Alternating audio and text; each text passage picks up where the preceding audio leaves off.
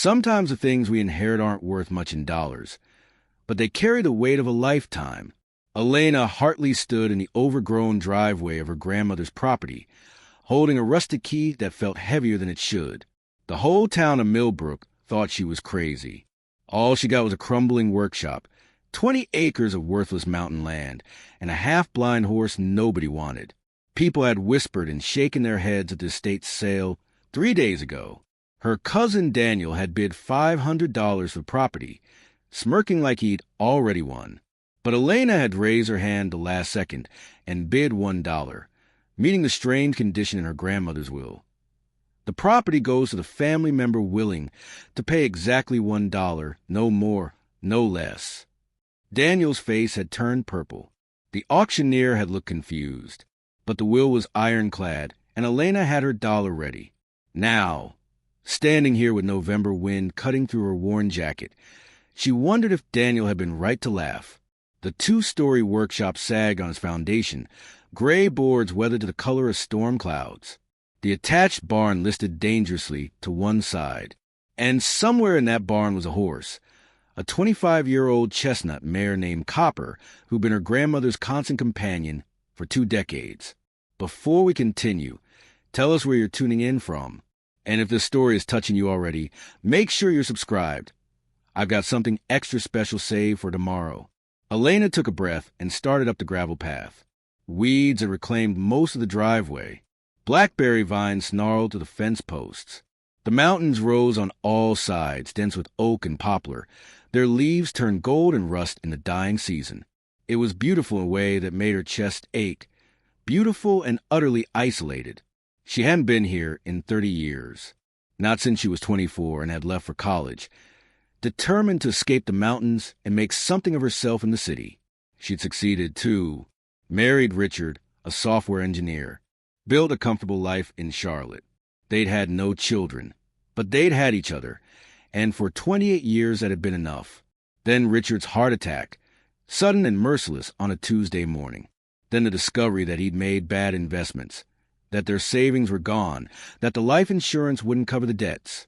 Then the foreclosure, the bankruptcy, the humiliation of starting over at 54 with nothing but 2 suitcases and a grandmother she hadn't spoken to in years, suddenly leaving her a property in her will. Iris Hartley had died at 93, alone in this workshop, apparently. The lawyer said she'd been found slumped over her workbench, a half-finished project still in her hands. No family at the funeral except Daniel and his mother, and Patricia, both already calculating the property's value. Elena had been too buried in her own grief to attend. She'd sent flowers and told herself she'd visit the grave later. But later had a way of never arriving. The workshop door was padlocked, the key scraped in the lock, grinding against rust and years of disuse.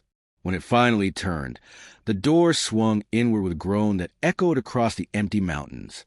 The smell hit her first, machine oil and sawdust, metal and time, and underneath it all, the faint scent of the lavender soap her grandmother had always used.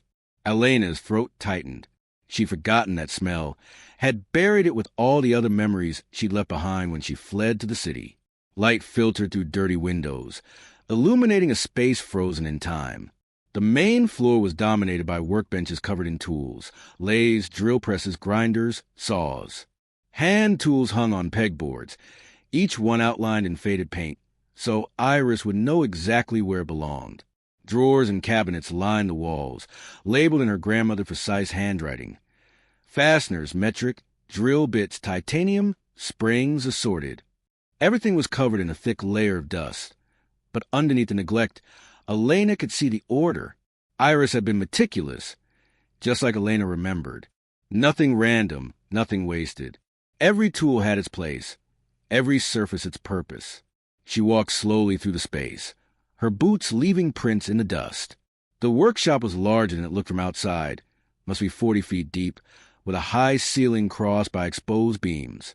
A wood stove sat in one corner, cold and dark. Shelves held jars of screws and bolts, coils of wire, stacks of metal sheeting. In the back, a narrow staircase led to what must be the second floor. But before Elena could investigate further, she heard it, a sound from the attached barn, a low, questioning whinny. The horse. Elena had almost forgotten about Copper. The lawyer had said the mare was old but healthy, that she'd need to be fed and cared for or relocated. Daniel had suggested sending her to auction, but something in Elena had rebelled at that. Copper had been Iris's companion. The least Elena could do was make sure she was comfortable. The barn was accessible through a door at the back of the workshop. Elena pushed it open and stepped into dim, dusty light. The structure was more sound than it looked from outside. Good bones beneath the weathered exterior. 2 stalls, a tack room, and a small hayloft. In the first stall stood Copper. The mare was smaller than Elena expected, maybe 14 hands, with a coat that had once been bright chestnut, but was now faded to the color of autumn leaves. Her face was mostly white, one eye clouded with age. She turned toward Elena, ears pricked forward despite her partial blindness. "Hey, girl," Elena said softly, approaching the stall door. "Remember me?" "Probably not. It's been a long time." Copper stretched her neck over the door, nostrils flaring as she took in Elena's scent.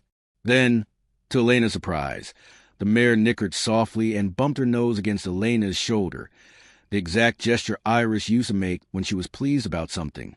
Elena felt tears sting her eyes. "You do remember. Or maybe you just recognize family." The water bucket was empty, the hay rack picked clean. Guilt washed over Elena. She'd been so focused on the workshop, on her own grief and confusion, that she'd forgotten the horse would be thirsty and hungry after 3 days since the funeral. She found the well pump outside, filled buckets, hauled them to the barn. The physical work felt good, grounding. She located hay in the loft, old but still serviceable, and filled Copper's rack. The mare ate gratefully, and Elena stood watching her, feeling something settle in her chest. "We're both here because nobody else wanted us," Elena said quietly. "Guess that makes us a team." She spent the next hour exploring the property. The 20 acres stretched back into the mountains, mostly forested, with a small creek running to the eastern boundary. There was an old root cellar dug into a hillside, a chicken coop that had collapsed years ago, and what looked like the foundation of a house that had burned down long before Elena was born. The land was beautiful but impractical. No road access except the rutted driveway. No utilities except a well and an old septic system. The nearest neighbor was 3 miles away. Daniel had been right about one thing. It wasn't worth much on the open market. Maybe $30,000 for the land, another $10,000 for the buildings if you were generous. Not exactly a fortune. As the sun dropped toward the western ridges, Elena returned to the workshop. She needed to figure out what to do next. She had $847 in her bank account, no job, and nowhere else to go. The smart thing would be to sell everything, take whatever money she could get, and start over somewhere cheaper.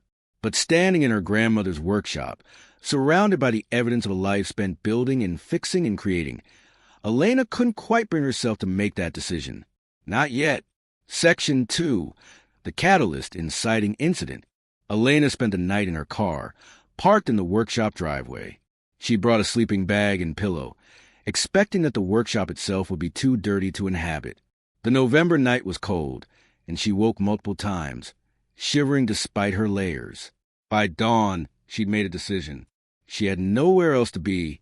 She might as well spend a few weeks here, sorting through Iris's belongings, cleaning up, making the property presentable for sale. It would give her time to think, to figure out what came next. She started with the workshop itself. The second floor, she discovered, had been Iris's living quarters, a small apartment with a bed, a kitchenette, a bathroom with a composting toilet, and a solar shower. It was dusty but intact, and after a few hours of cleaning, it was habitable. Over the next 3 days, Elena fell into a rhythm. Mornings, she'd tend to Copper, mucking the stall and making sure the mare had food and water. Then she'd work on the workshop, cleaning and cataloging. Iris had left behind decades of accumulated tools and materials, and Elena found herself fascinated despite herself. Her grandmother had been a machinist and inventor, apparently. The workshop was full of half-finished projects, a redesign with stove that burned more efficiently, a water filtration system, a solar panel mount that tracked the sun's movement. Some were rough prototypes, others nearly finished. All showed the same meticulous attention to detail Elena had noticed in the workshop's organization.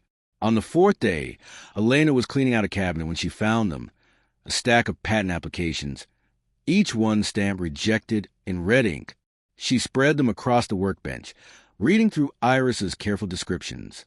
A low-cost water purification system for rural areas, a modular housing designed for disaster relief, a small-scale wind turbine optimized for mountain terrain. All brilliant, all practical, all rejected for various technical reasons that didn't quite make sense.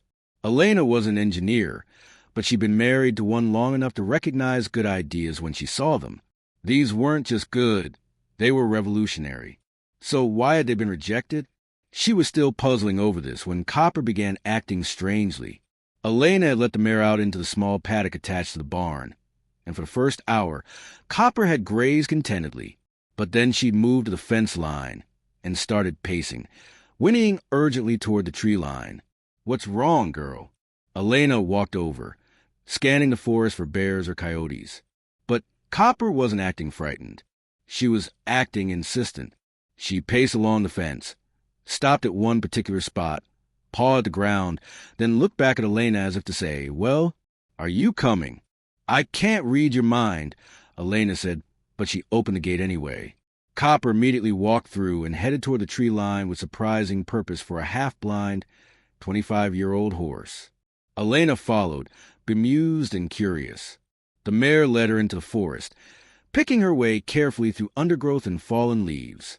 She moved with confidence despite her poor eyesight, as if she'd traveled this path 1,000 times before. After about 10 minutes, Copper stopped at what looked like a random spot among the trees. She pawed at the ground, then looked at Elena expectantly. "What am I supposed to see?" Elena asked. She knelt down, brushing away leaves. Beneath them, half buried in decades of forest debris, was a stone, not a natural stone, but a carved marker. Elena cleared away more leaves, revealing words etched into the granite. "Aye! Hartley Survey Marker Number 11987. A survey marker." But why would Iris have placed survey markers on her own property 37 years ago? Elena pulled out her phone, snapped a photo, then looked at Copper. "Is there more?" The mare's ears swiveled forward. Then she turned and walked deeper into the forest. Over the next 2 hours, Copper led Elena to 4 more markers, each one carefully carved with Iris's initials, a number, and the date 1987. They formed a rough perimeter around the eastern section of the property, near the creek. At the 5th and final marker, Elena found something else, a small metal box, waterproofed and buried beneath the stone. Her hands shook as she dug it out and pried it open. Inside was Surveyor's notebook, its pages yellow but intact. Elena opened it carefully. The first page in Iris's handwriting. "If you're reading this, then I'm gone, and Copper brought you here like I trained her to. Good girl. Elena, sweetheart, I know you haven't visited in years, and I understand why. The mountains can feel like a prison when you're young. But there are things you need to know. Things I couldn't tell you while I was alive because the wrong people were still watching, still waiting. In 1987, I discovered something on this property. Something valuable. Something dangerous. I documented everything, hid the evidence, and spent the last 37 years protecting it, and protecting you by keeping you away from it. But now I'm dead, and the time has come for the truth to emerge. Copper knows where to go. Trust her. Follow her. And whatever you do, don't let your cousin Daniel get his hands on this land. He doesn't know what's here, but his backers do. They've been waiting for me to die, so they can finally claim what I've kept from them. You're stronger than you know. Elena, you survived losing Richard, losing everything. You can survive this too. And when you do, you'll have what they tried to steal from me 40 years ago. All my love, Grandma Iris. P.S. The workshop isn't worthless. Look closer." Elena read the letter 3 times, her heart pounding. She looked at Copper, who stood patiently nearby, then back at the notebook. The remaining pages were filled with survey notes, geological observations, and calculations Elena couldn't fully understand. But certain words jumped out: rare earth elements, unprecedented concentration, estimated value, $180 to $200 million at current market rates.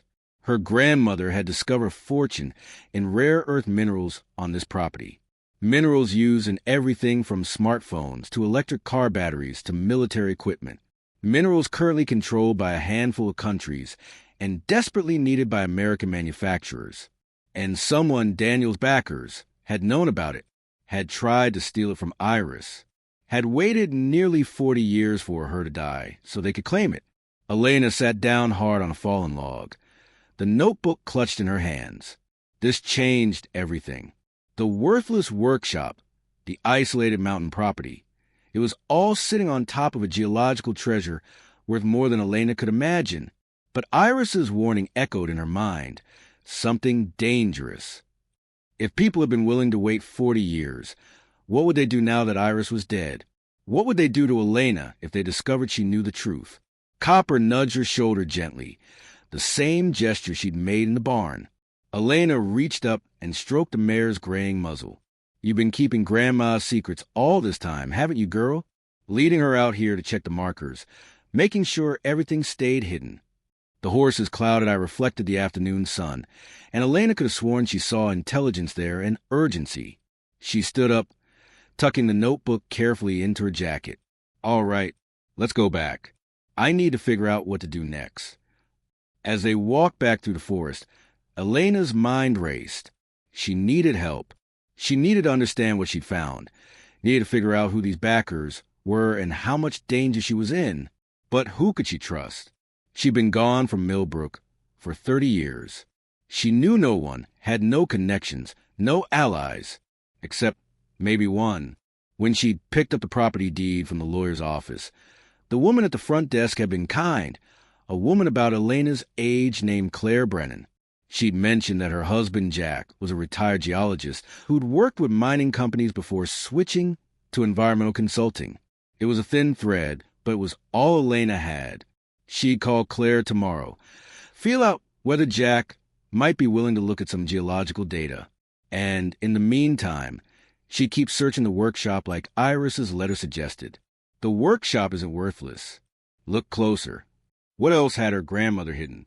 As Elena and Copper emerged from the tree line, she noticed something that made her blood run cold. A black SUV was parked at the end of her driveway, blocking the exit, and leaning against it, arms crossed and smirking, was her cousin Daniel. Section 3. The first reveal mystery deepens. Elena, Daniel called out, pushing off in the SUV with false cheer. I've been waiting for you. Thought we should talk. Elena's hand moved instinctively to the notebook hidden inside her jacket. She kept her face neutral as she led Copper toward the barn. Daniel, what brings you all the way out here?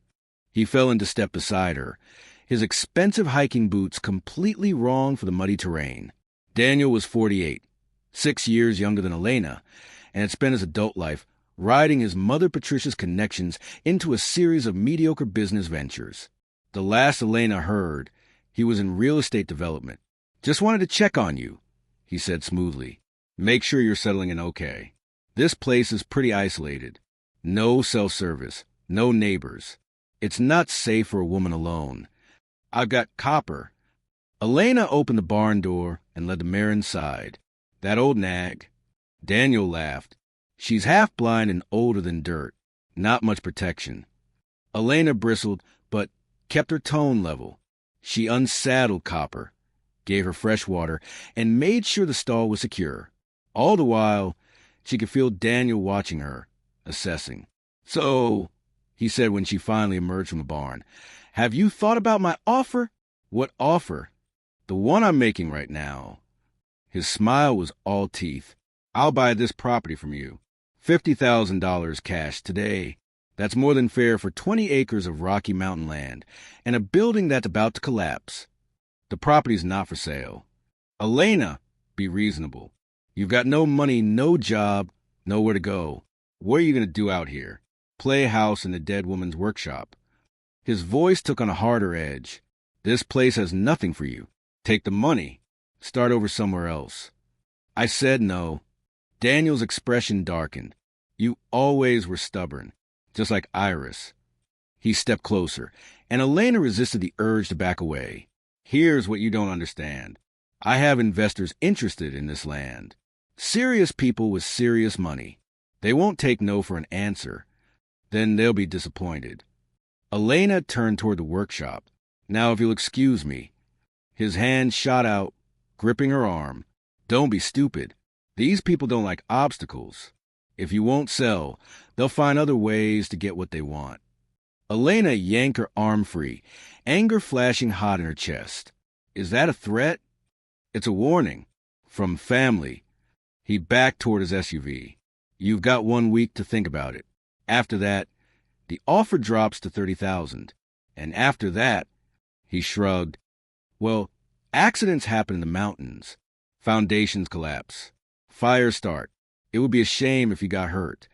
He climbed into the SUV and drove away, leaving deep ruts in the gravel driveway.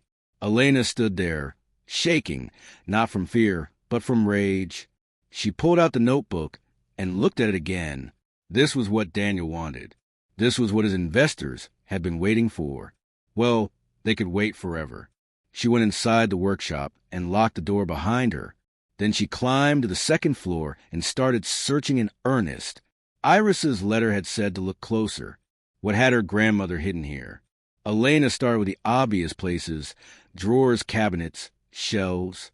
She found tools and supplies, old receipts and handwritten notes, but nothing that seemed significant. She searched for 2 hours as the light faded outside, frustration building. Then she remembered something. When she was a child visiting Iris, she'd loved watching her grandmother work, and Iris had taught her a trick. If you want to hide something important, put it where people will look right past it, in plain sight but disguise. Elena looked around the second-floor apartment with fresh eyes. Everything appeared ordinary: a bed, a desk, a kitchenette, a bathroom. But Iris was a machinist. Nothing she built was ordinary. Elena started with the desk. She pulled out drawers, checked for false bottoms, found nothing. Then she examined the desk itself, running her hands along the underside. There, a slight irregularity in the wood, a seam that shouldn't be there. Elena pressed on it experimentally, and a hidden compartment popped open beneath the desktop. Inside was another waterproof box. Her hands trembled as she opened it. Inside were documents. Lots of documents. First, a geological survey report from 1987, commissioned by Iris and conducted by an independent firm. It detailed the rare earth mineral deposit on the eastern section of her property, estimating its value at $180 million based on 1987 prices. Adjusted for inflation and current rare earth scarcity, that number would be much higher now. Second, a series of letters between Iris and various mining companies. They'd learned about the deposit somehow, probably through the surveying firm, and had approached Iris with offers to purchase or lease the land. The offers started at $50,000 and climbed to $2 million. Iris had refused them all. Third, and most disturbing, were letters from a company called Meridian Mining Corporation. The tone shifted from friendly to threatening. They claimed Iris had stolen geological data that belonged to them. They threatened lawsuits, implied that unfortunate accidents could happen, suggested that her family might be in danger if she didn't cooperate. The last letter, dated 1988, was brief. Mrs. Hartley, you have made a grave mistake. The minerals on your property represent a strategic national resource. They will be extracted, with or without your cooperation. We can make this easy, or we can make it difficult. The choice is yours. But understand this. We are patient. We will wait as long as necessary. And when you are gone, we will claim what should have been ours from the beginning, your cooperation or your property. One way or another, we will have both. Elena felt cold dread settle in her stomach. This wasn't just about money. Meridian Mining had been threatening her grandmother for nearly 40 years. And now Iris was dead. Had she died naturally, or had someone finally run out of patience? Elena kept searching. At the bottom of the box was a small USB drive wrapped in plastic. She took it to the laptop she brought with her and plugged it in. The drive contained video files, dated over the past 5 years. She opened the most recent one. Her grandmother's face appeared on screen, aged and tired but with eyes still sharp and defiant. The timestamp showed it had been recorded just 3 months before her death. "Elena," Iris said, her voice crackling to the laptop speakers. "If you're watching this, then I'm dead, and you found the hidden compartment. Good. You were always smart, even when you were running away from these mountains. I don't blame you for leaving. This place can feel like a trap when you're young. But I need you to understand something. I stayed not because I was trapped, but because I was protecting something important. In 1987, I discovered rare earth minerals on my land, worth millions, maybe more. Companies came calling, wanted to buy, to lease, to partner. I refused them all because I knew what would happen. They'd strip mine this mountain, poison the creek, destroy everything for profit. One company, Meridian Mining, they didn't take no for an answer. They threatened me, threatened your mother before she died, even hinted at hurting you. That's why I push you away. Elena, why I didn't fight when you stopped visiting. I thought if you stayed distant, you'd be safe. But here's what they don't know. I didn't just refuse to sell. I filed my own mining claim, got it properly registered with the federal government. The minerals are legally mine, and when I die, they become legally yours under the terms of my will. Meridian has been waiting for me to die, thinking they could swoop in and buy the land cheap for my heirs. They didn't count on me leaving specific instructions, on training Copper to lead you to the evidence, on hiding everything they need to steal from you. You have what you need now to fight them. The geological survey, the mining claim, the documentation of their threats. But you'll need help. Find someone you can trust, a lawyer, a geologist, someone who can verify what you found and help you protect it. And Elena, Iris leaned closer to the camera, her expression fierce. Don't let them take this. Not because of the money, though God knows you could use it, but because this is our land, our mountain. We don't bow to bullies who think they can threaten their way to what they want. You're stronger than you know, sweetheart. You survived losing Richard, losing everything. You can survive this too. I love you. I've always loved you. And I'm sorry I kept you at arm's length. But everything I did to protect you. Now it's your turn to protect what's ours. Fight them, Elena. Win. The video ended. Elena sat in the darkening apartment, tears streaming down her face. Her grandmother hadn't pushed her away out of indifference or disapproval. She'd done it to keep Elena safe from people who would stop at nothing to get what they wanted. And now those same people were circling again, using Daniel as their front man, making threats disguised as friendly warnings. Elena wiped her eyes and looked out the window. Full darkness had fallen, and the mountains were invisible against the night sky. But she knew they were there, solid and patient, holding secrets that had been protected for nearly 40 years. Tomorrow, she'd start fighting back. She'd call Claire Brennan's husband, the geologist. She'd find a lawyer who could review the mining claim and make sure it was still valid. She'd document everything, back up all the files, make sure the evidence couldn't be destroyed. But tonight, she mourned the years she'd lost with Iris, the misunderstanding that had kept them apart, the love that had been hidden beneath necessary distance. A sound from outside made her freeze. Footsteps on gravel, approaching the workshop. Elena's heart hammered as she moved to the window and peered out carefully. A figure stood at the edge of the driveway, barely visible in the moonlight, watching the building.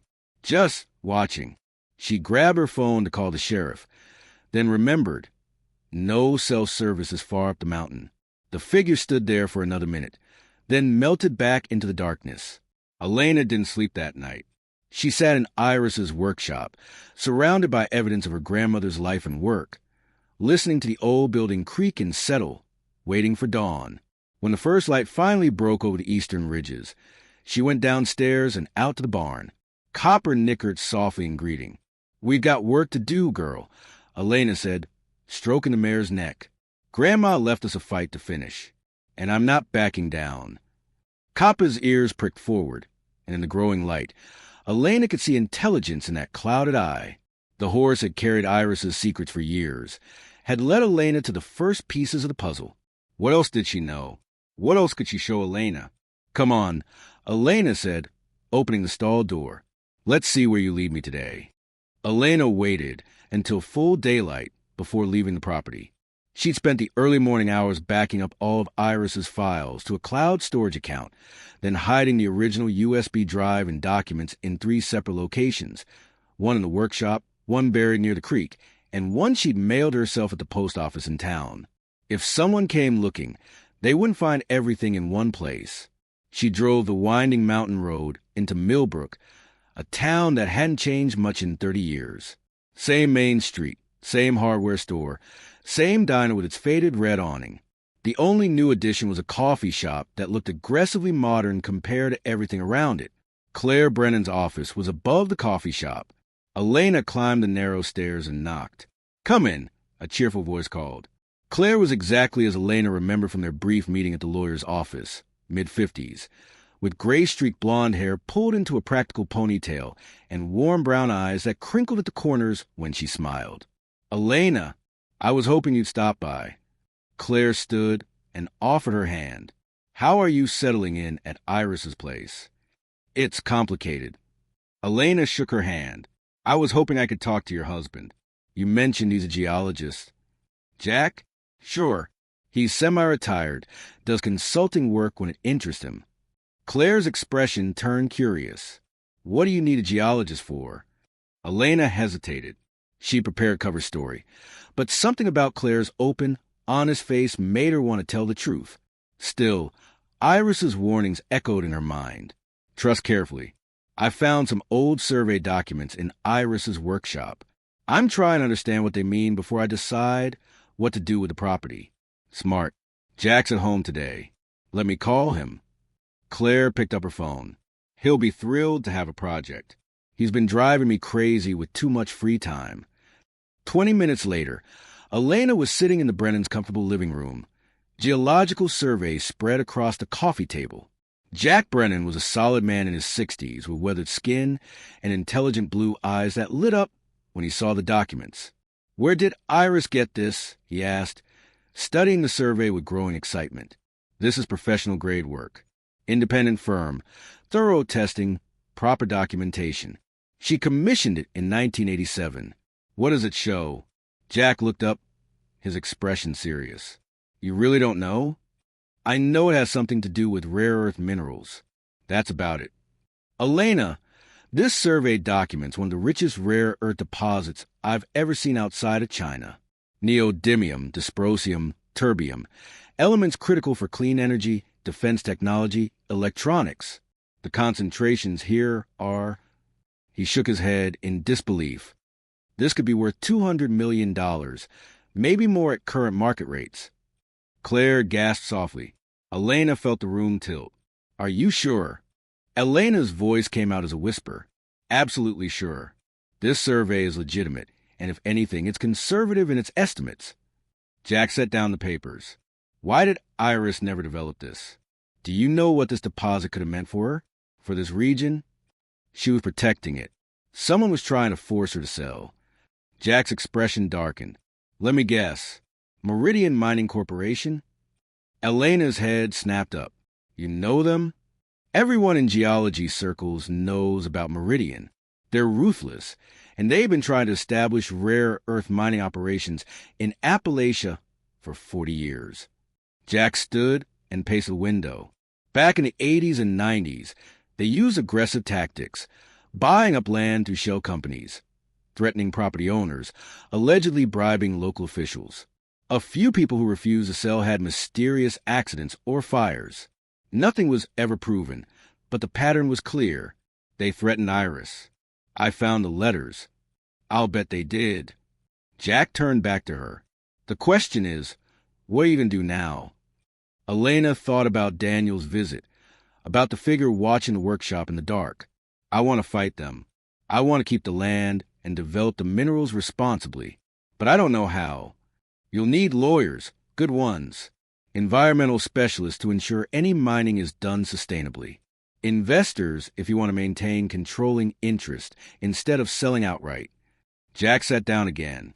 "And you'll need protection. Meridian doesn't give up easily. I have the original mining claim. Iris filed it properly with the federal government. Does that help?" Jack's eyebrows rose. She filed a claim? That changes everything. If it's still valid, you have legal rights that supersede any attempt by Meridian to claim the land. Can I see it? Elena pulled out a copy of the claim document. Jack studied it for several minutes, then nodded slowly. This is solid. Filed in 1987. Properly maintained. I can see the annual renewal fees were paid through this year. Iris knew what she was doing. So, I really own the rights to these minerals? You really do. But Elena, that makes you incredibly dangerous to Meridian. For 40 years, they've been waiting for Iris to die so they could buy the land cheap and file their own claim. Now you've inherited a valid claim that predates anything they could file. They can't just push you aside legally, which means they might try other methods. Claire said quietly. Elena thought about the Watcher in the dark, about Daniel's thinly veiled threats. They already are. Jack and Claire exchanged a look.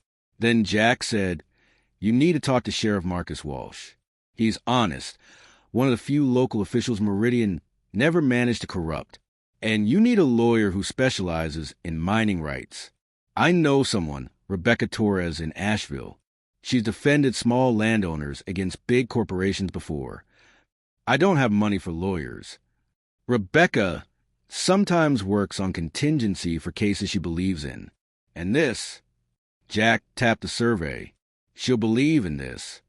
Elena felt a spark of hope for the first time since finding the documents. Will you help me? I need someone who understands the geology, who can verify everything if this goes to court. I'll help, Jack said without hesitation. What Meridian's done, what they've been doing for decades, it's wrong. If we can stop them, establish a precedent that small landowners can't be bullied off valuable claims, it could change how rare earth mining is done in this country. Claire reached over and squeezed Elena's hand. You're not alone in this. That's important to remember. Elena felt tears threaten, but pushed them back. Thank you, both of you. She left the Brennan's house with a list of contacts and a plan. Call Rebecca Torres, document everything Meridian had done, file a formal complaint with the sheriff about the harassment, and most importantly, keep searching the workshop for anything else Iris might have hidden. But as she drove back up the mountain road, Elena noticed a black SUV following her, the same one Daniel had driven yesterday. She accelerated, taking the curves faster than was safe. The SUV kept pace. When she reached her driveway, she gunned the engine and bounced over the ruts, then jumped out and ran for the workshop.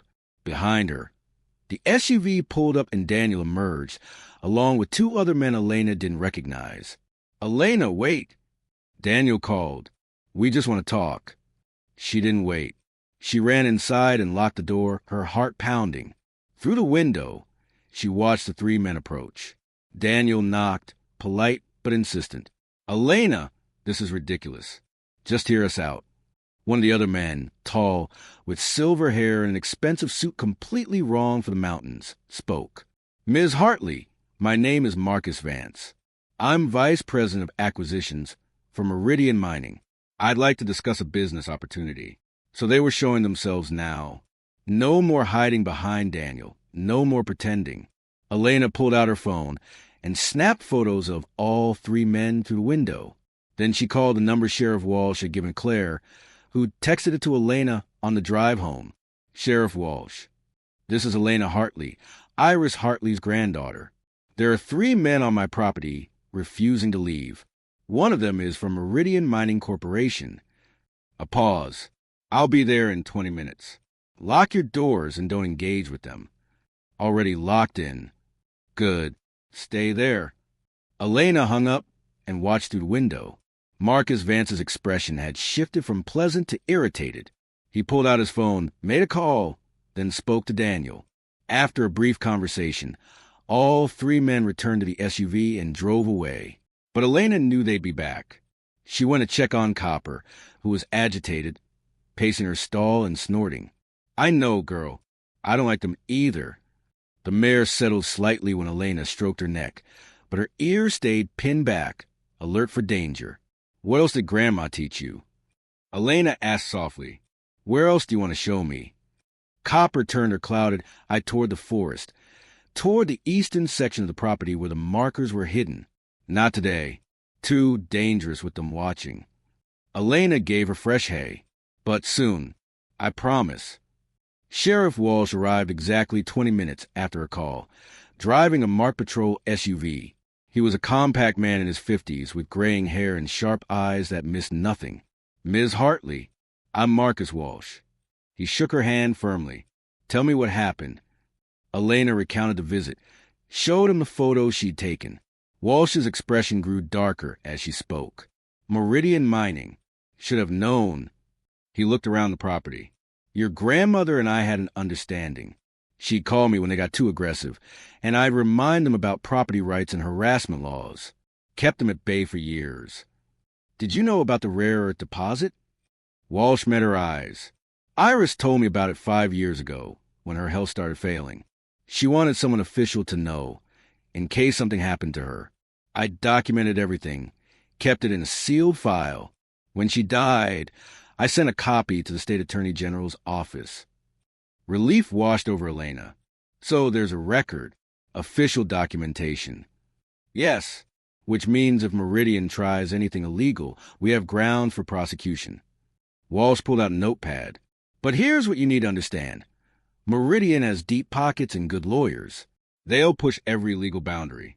Technically, they didn't trespass today. They left when you asked. Technically, they're just making business offers. It's hard to prove harassment. They threatened me through my cousin Daniel. Did you record it? No. Then it's your word against his. Walsh sighed. I believe you, but a judge might not. You need to start documenting everything. Cameras on your property, recording devices, written logs of every interaction. Make it hard for them to intimidate you without leaving evidence. I'll do that. Walsh handed her his card. Call me anytime, day or night. And Ms. Hartley? Be careful. Iris was smart and tough, and she still spent 40 years looking over her shoulder. Don't underestimate what these people are capable of. After he left, Elena spent the rest of the afternoon installing the security cameras she'd ordered online for next-day delivery from the coffee shop's Wi-Fi. She set up motion-activated lights around the workshop and barn. It wasn't Fort Knox, but it was something. As the sun set, she made herself dinner from the supplies she'd bought in town. Canned soup and bread, simple but warm. She ate in Iris's second-floor apartment, looking out at the mountains turning purple in the fading light. Her phone buzzed. A text from an unknown number. This is Rebecca Torres. Jack Brennan gave me your contact info. I reviewed the documents he sent. I want to take your case. Can you come to my office in Asheville tomorrow at 10 a.m.? We have a lot to discuss. Elena texted back. I'll be there. Thank you. Another text came through, this one from Claire. Jack told me what you're dealing with. If you need anything, a place to stay, someone to watch copper, anything, call us. You have friends here. Elena felt warmth spread through her chest. She'd been alone for so long, carrying grief and loss and isolation. But here, in these mountains she fled 30 years ago, she was finding allies, people willing to stand with her. She texted Claire back. Thank you. That means more than you know. That night, Elena slept fitfully, waking to every sound. Around 2 a.m., the motion sensors triggered, flooding the driveway with light. She looked out to see a deer, startled and bounding away. But at 3:15, they triggered again. This time, there was no deer. A man stood at the edge of the light's reach, watching the workshop. He wore dark clothes and a baseball cap pulled low. When the light hit him, he didn't run. He just stood there for a full minute, making sure Elena knew he was there. Then he turned and walked back into the darkness. Elena grabbed her phone and called Sheriff Walsh. They're watching the property. Right now, I have him on camera. Stay inside. I'm sending a deputy. They're 10 minutes away. But by the time the deputy arrived, the man was gone. All that remained were footprints in the soft earth near the tree line, and a message scratched into the dirt. Last warning. Section 5. The deeper secret, second layer revelation. The meeting with Rebecca Torres changed everything. The lawyer's office was in a converted warehouse in downtown Asheville, all exposed brick and industrial lighting. Rebecca herself was a woman in her early 40s with dark hair, intense brown eyes, and the kind of focused energy that made you sit up straighter. She'd spread Elena's documents across a massive conference table, along with papers of her own. Decades of research on Meridian Mining Corporation. Your grandmother was incredibly smart, Rebecca said, tapping the mining claim. This document is bulletproof. But what she didn't know, what she couldn't have known in 1987, is just how deep Meridian's corruption goes. Elena leaned forward. What do you mean? Rebecca pulled out a thick folder. I've been building a case against Meridian for 6 years. They've been using the same playbook since the 1970s. Identify valuable mineral deposits on privately owned land, try to buy cheap, and if the owners refuse, make their lives hell until they sell or die. Then swoop in and buy from desperate heirs or to state sales. That's exactly what they did to Iris. Your grandmother was one of 17 property owners in Appalachia who refused to sell to Meridian between 1985 and 1995. Rebecca slid a list across the table. Of those 17, 12 died under suspicious circumstances. House fires, car accidents, falls, heart attacks, all investigated. None proven to be anything but tragic accidents. Elena felt ice form in her stomach. You think Meridian killed them? I think Meridian has a pattern of acquiring land after owners die unexpectedly. I can't prove murder. Not yet. But the statistical probability of this many accidents among this specific group of people is less than 0.01%. Did Iris know about the others? I don't know, but I do know that she was terrified for the last 20 years of her life. Rebecca pulled out another document. She filed 17 police reports about harassment, trespassing, and threats. Sheriff Walsh has records of 43 calls to her property for suspicious activity. And 3 years ago, she updated her will with very specific instructions about who could inherit and under what conditions. The $1 requirement. Exactly. She knew Daniel was working with Meridian, either knowingly or as a dupe. The $1 clause ensured that only someone who'd read the will carefully and was willing to honor her specific wishes would inherit. It was a test of character. Elena thought about Daniel's fury when she bid $1. About how he'd immediately known he'd lost something valuable. He knew what was at stake. Of course he did. Meridian probably promised him a finder's fee or a percentage if he could deliver the property. Rebecca's expression hardened. But here's what your cousin doesn't know. I've been gathering evidence on Meridian's activity for years. Testimony from families of deceased property owners, internal documents from whistleblowers, financial records showing suspicious payments to local officials. I've been waiting for the right case, the right plaintiff, to blow this open. And you think I'm that plaintiff? I know you are. You have a valid mining claim that predates any attempt by Meridian to file their own. You have documentary evidence of their threats to Iris. You have Sheriff Walsh's official reports. And most importantly, you have the courage to fight. Rebecca leaned forward. But Elena, I need you to understand what you're getting into. This won't be a simple property rights case. This will be a RICO case, Racketeer Influenced and Corrupt Organizations Act. We'll be accusing Meridian of operating as a criminal enterprise. They will fight back with everything they have. What does that mean for me? It means you'll need protection. It means you'll be deposed, possibly have to testify in federal court. It means Meridian will investigate every aspect of your life looking for leverage. And it means... Rebecca hesitated. It means you could be in physical danger. These people have already shown they're willing to kill to get what they want. Elena thought about Iris, spending 40 years alone on that mountain, protecting secrets and fighting battles no one else knew about. She thought about the figure watching in the dark, about the scratched warning in the dirt.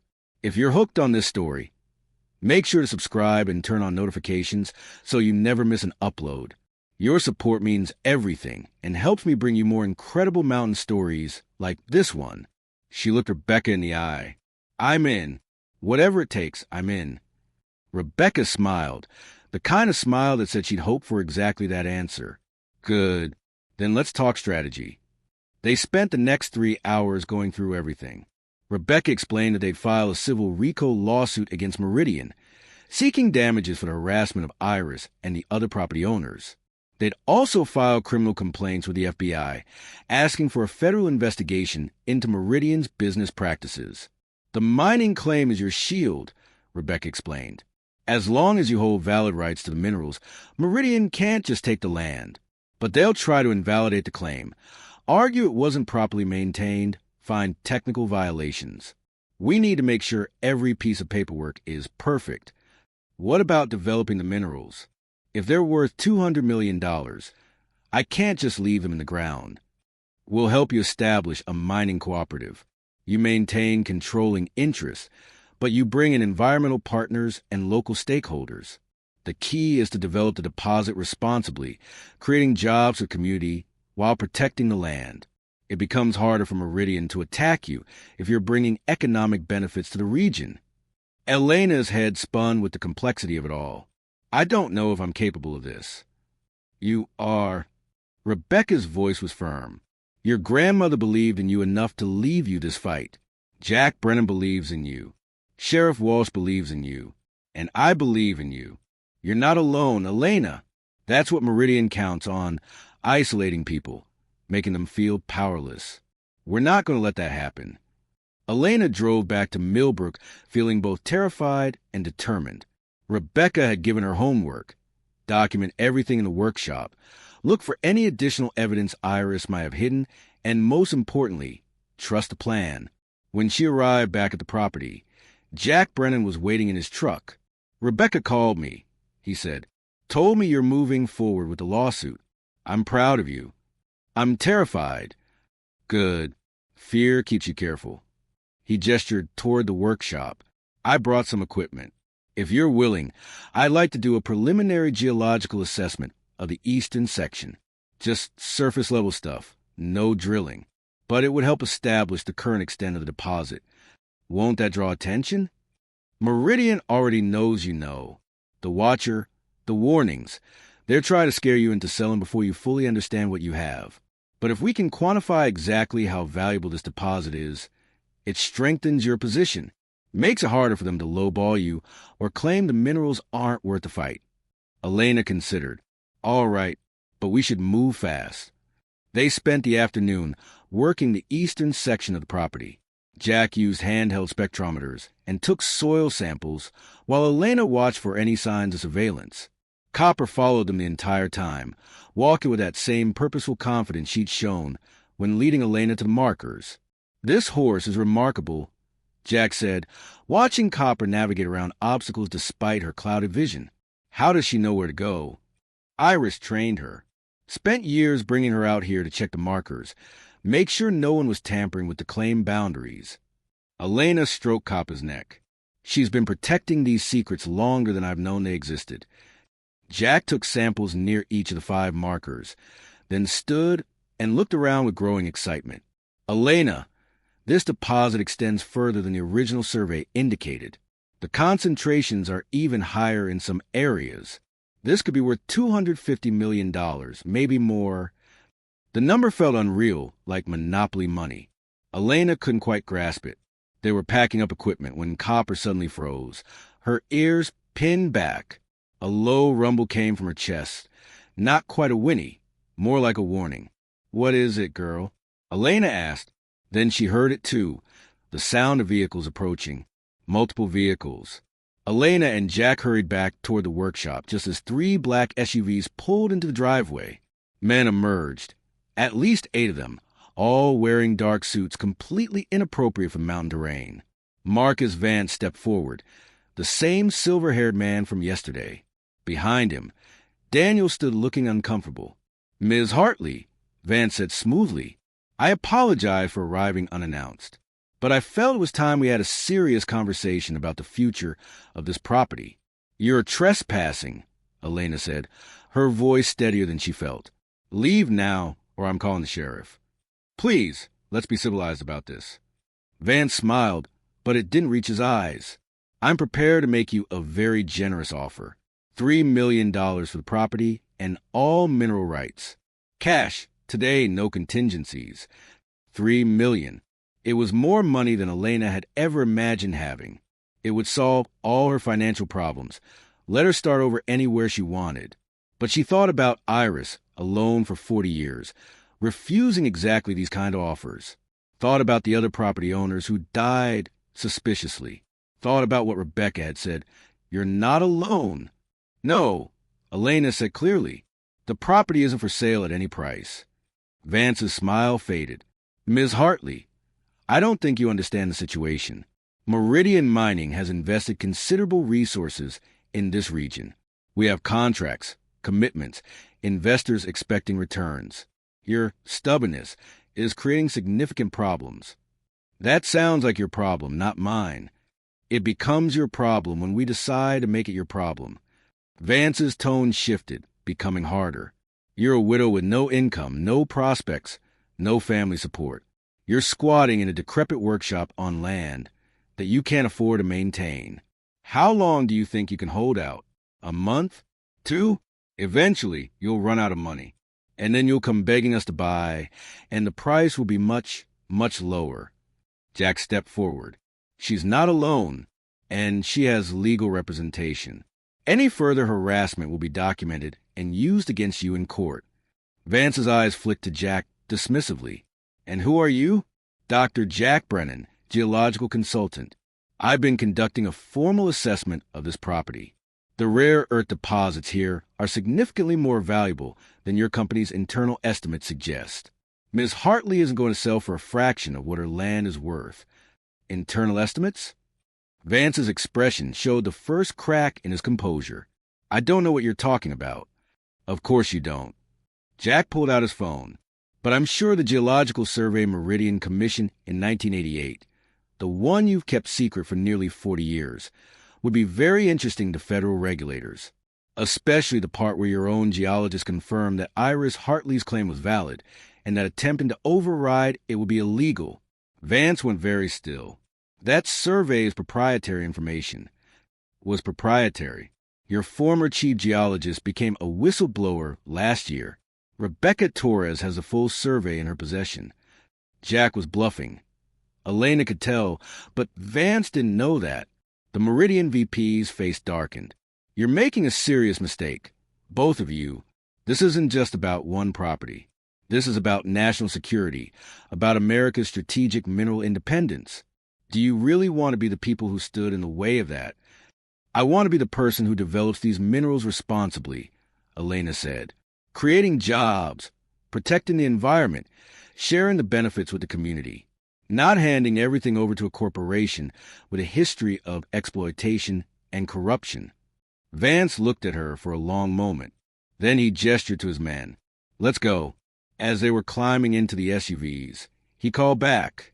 "This isn't over, Ms. Hartley. Not even close." The vehicles drove away, leaving deep ruts in the gravel. Jack let out a breath. That was either very brave or very foolish. Maybe both. Elena's hands were shaking now that the adrenaline was fading. Did Rebecca really get a whistleblower from Meridian? No idea, but Vance's reaction suggests there's something to the idea of an internal survey. Jack pulled out his phone. "I'm calling Rebecca. She needs to know they're escalating." While Jack made the call, Elena went to check on Copper. The mare was agitated, pacing her stall and snorting. Elena spent 20 minutes calming her, speaking softly and offering treats. "It's okay, girl. We're okay." But even as she said it, Elena wondered if it was true. Jack appeared at the barn door. "Rebecca wants you to come back to Asheville tomorrow. She's filing a lawsuit first thing Monday morning, but she wants to prep you on what happens next. And she's arranging security for you, a private firm that specializes in protecting clients in high-stakes litigation." "I can't afford security. It's pro bono, funded by an environmental protection foundation that backs Rebecca's work." Jack's expression was serious. "Elena, Meridian just showed you they're willing to bring 8 men to your property to intimidate you. They're not playing games anymore. You need protection." Elena knew he was right, but the thought of armed guards, of living under siege, made her feel trapped. She'd come to these mountains looking for peace, for a place to heal. Instead, she walked into a war. "There's something else," Jack said. "While we were out taking samples, I noticed something odd. one of the original survey markers, number 3, had been disturbed recently. The ground around it was freshly turned, like someone dug it up and replaced it. Meridian? Maybe, or someone else entirely. Jack looked troubled. Elena, what if there's more hidden here than just geological evidence? What if Iris buried something at the marker sites? Elena thought about Kappa's insistence on leading her to each marker, about the notebook she'd found at marker 5. We should check. All of them. Not tonight. It's getting dark, and after that confrontation, I don't want you out there exposed. Jack glanced around. But tomorrow, early morning, before we drive to Asheville, we'll do it quickly and carefully. After Jack left, Elena locked herself in the workshop and went through Iris's video files again, looking for any clue about what else might be hidden. She found it in a video dated 1989, just 2 years after Iris first discovered the deposit. Her grandmother appeared on screen, younger than in the more recent videos, but already looking worn down by the fight. I've hidden the geological samples at marker 3, Iris said. The ones that prove the deposit extends twice as far as the official survey indicated. Meridian can't know about this. If they understood the full scope of what's here, they'd never stop coming after me. I've also hidden evidence at marker 2, documentation of the bribes they offered local officials, copies of their threats. Everything I could gather. It's all there, waterproofed and buried. Marker 4 has my backup claim documents and the patents I filed for the extraction process I developed. They tried to steal those too, claimed I was using their proprietary research. But I invented the process myself, and I have the proof. Everything you need to fight them is scattered across the property. I couldn't risk keeping it all in one place. Copper knows where everything is. Trust her. She'll lead you true. The video ended. Elena stared at the screen, her mind racing.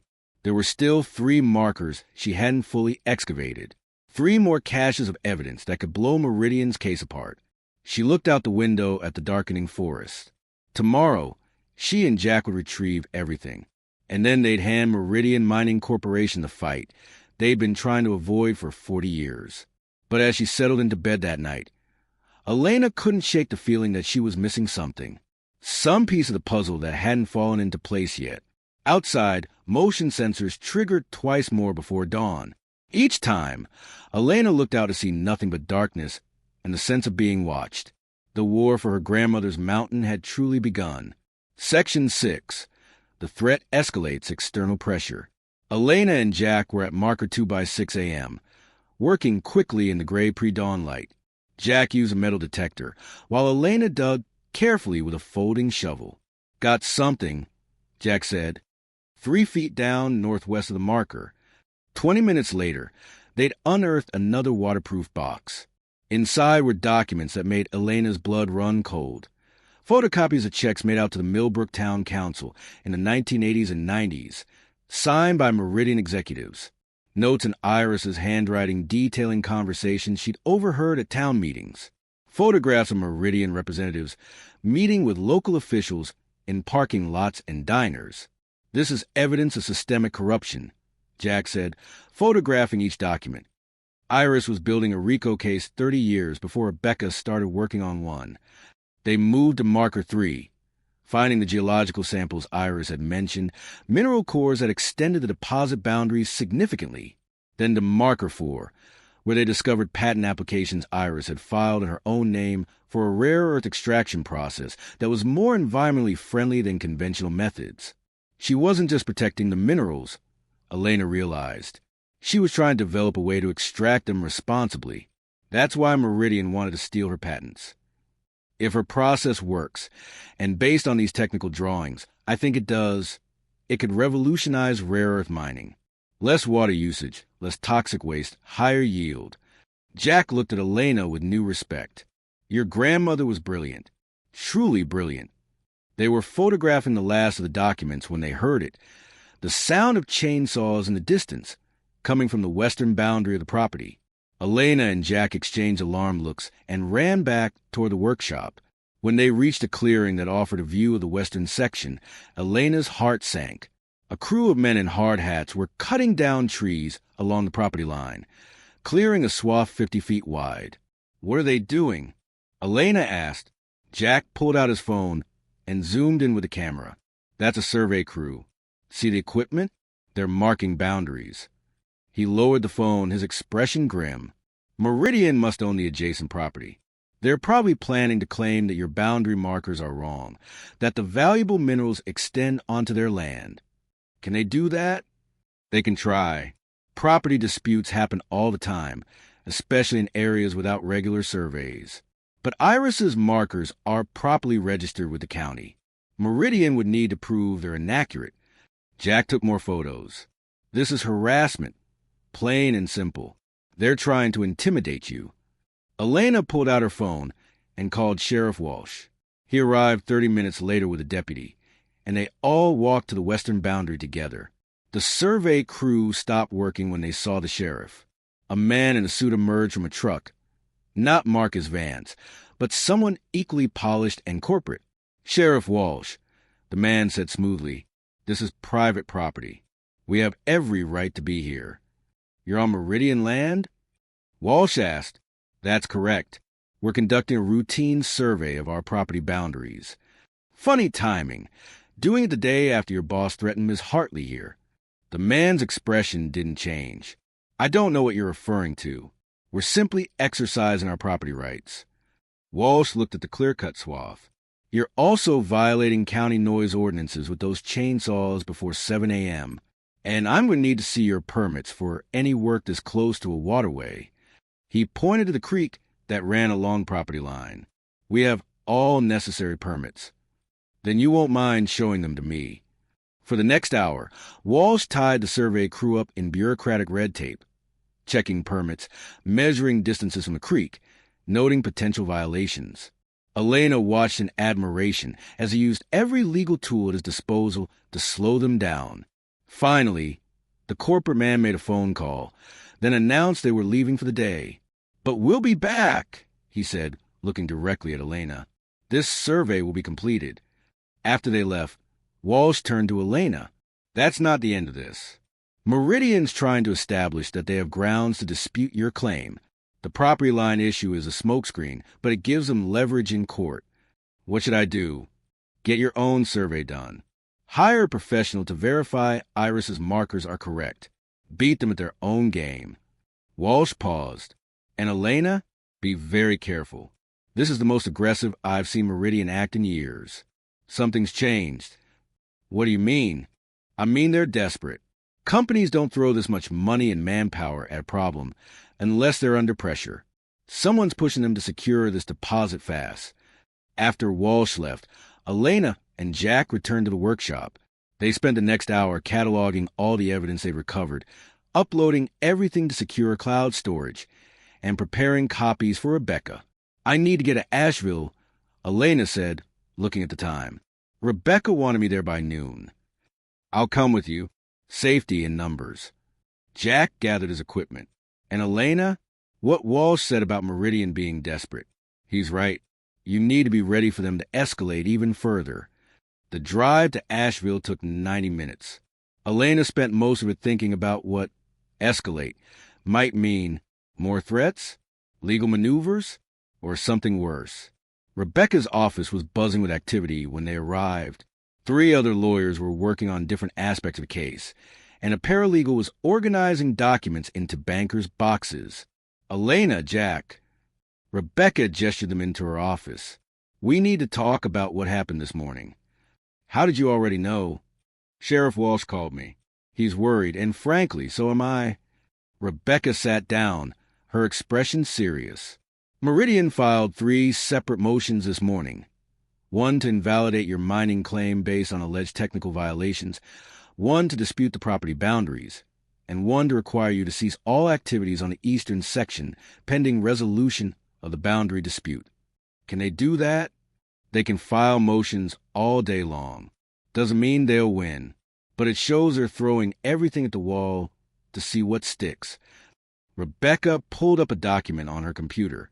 However, we have good news too. The FBI has agreed to open an investigation into Meridian's business practices based on the evidence we provided. They're particularly interested in the bribery documentation Iris collected. Elena felt a surge of hope. The FBI is involved now? Yes, which means this is officially bigger than just your property. This is about potential criminal activity spanning for decades. Rebecca leaned forward. But Elena, that also makes you a key witness in a federal investigation. Meridian knows this. They're going to try even harder to discredit you or force you to sell before you can testify. What do you need me to do? First, cooperate fully with the FBI.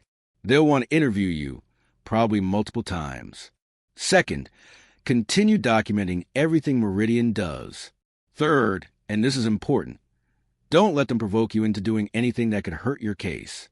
Stay calm, stay legal, stay smart. Jack spoke up. What about the survey they're conducting on the western boundary? We'll hire our own surveyor.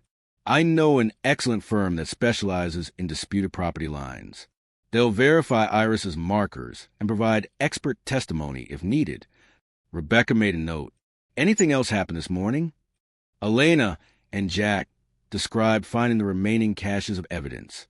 Rebecca's eyes lit up as they showed her the photographs. This is incredible. Iris built a complete case against Meridian. She just didn't have the resources to pursue it. Rebecca started taking notes. The patent applications are particularly valuable. If we can prove Meridian tried to steal her extraction process, that's another count of intellectual property theft. They spent the next 3 hours going through every detail, preparing Elena for what would happen next. The FBI interview was scheduled for the following week. The lawsuit would be filed on Monday, and Rebecca had arranged for a security team to begin monitoring Elena's property starting tomorrow. I don't want to live like I'm under siege, Elena protested. You won't be. The security team is discreet. They'll patrol the perimeter, monitor the cameras, but they won't be hovering over you. Rebecca's voice softened. Elena, your grandmother spent 40 years alone, fighting this battle without help. You don't have to do that. Let people protect you so you can focus on winning. Elena finally agreed. As they were preparing to leave, Rebecca's phone rang. Her expression changed as she listened. I understand. Yes, she's here now. I'll tell her. She hung up and looked at Elena with concern. That was Sheriff Walsh. There was a fire at your property 30 minutes ago. The barn. Elena felt the world tilt. Copper. The horse is fine. Walsh got there in time. But the barn sustained significant damage. Elena was already moving toward the door. I need to get back. I'm coming with you, Jack said. They made the drive in 70 minutes, Elena's heart pounding the entire way. When they arrived, fire trucks were still on scene, though the blaze had been extinguished. The barn's roof had partially collapsed, and smoke still rose from the charred timbers. Sheriff Walsh met them in the driveway. Coppa's in the workshop. I put her in that storage room, on the first floor. She's shaken up but unharmed. How did it start? Elena asked, though she already knew the answer. Arson. I can smell the accelerant from here. Fire investigator will confirm it. But this was deliberate. Walsh's jaw was tight with anger. Someone wanted to send you a message. Elena ran to the workshop. Inside the storage room, Copper stood trembling, her clouded eyes wide with fear. Elena wrapped her arms around the mare's neck, feeling the horse's rapid heartbeat against her cheek. It's okay, girl.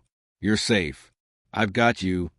She stayed with Copper for 20 minutes, speaking softly until the mare's breathing slowed and her trembling eased.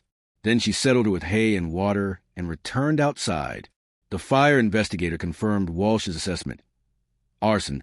Accelerant pour along the barn's eastern wall. Ignited remotely. Professional job. Designed to destroy the structure without spreading to the surrounding forest.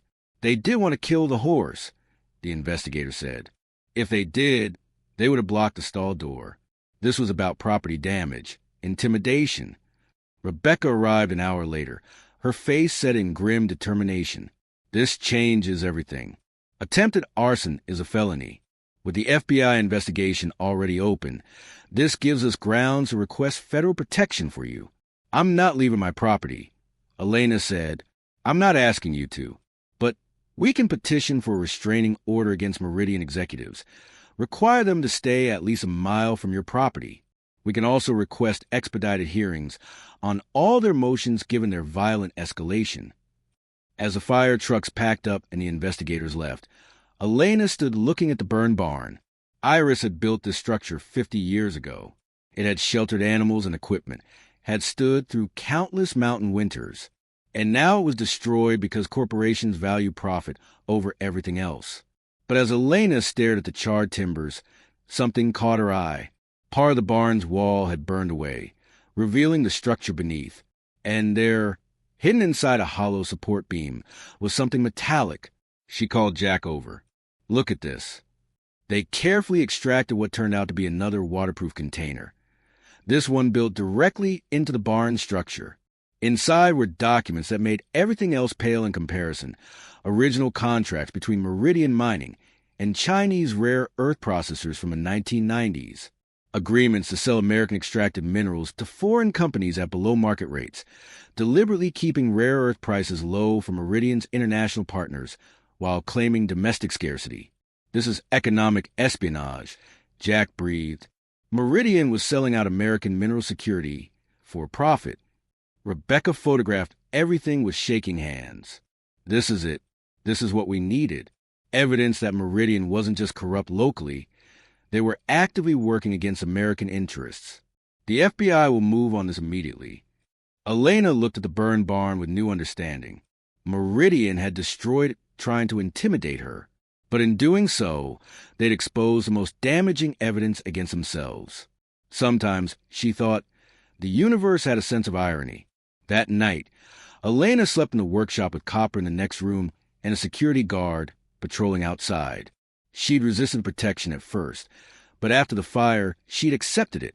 She was done being alone in this fight. Around 2 a.m., her phone buzzed with a text from an unknown number. "You should have taken the $3 million. Now you'll get nothing, and you'll lose everything you have left. Last chance. Sell by Monday or face the consequences." Elena forwarded the text to Rebecca and Sheriff Walsh, then blocked the number. She lay in the darkness, listening to Kappa's soft breathing from the storage room, thinking about Iris. Her grandmother had faced threats like this for 40 years, had lived with fear and isolation, had pushed away her family to keep them safe. But Elena wasn't alone. She had Rebecca, Jack, Claire, Sheriff Walsh. She had evidence that could bring down a corporation. And she had Copper, the horse who'd carried secrets and led her to truth. In the morning, she'd call the FBI and tell them everything. She'd move forward with the lawsuit. She'd rebuild the barn and strengthen her defenses. Meridian Mining Corporation wanted a war. They'd get one. But this time, they were fighting someone who had nothing left to lose and everything to fight for. The FBI arrived at Elena's property on Sunday morning. 3 agents in dark suits who looked far too polished for the mountain setting. The lead agent, a woman named Sarah Chun, had sharp eyes that missed nothing as she surveyed the burned barn and the workshop. "Ms. Hartley, I'm Special Agent Chun. This is Agent Rodriguez and Agent Kim. We need to talk about Meridian Mining Corporation and what you've discovered." They spent 4 hours in the workshop, Elena walking them through everything.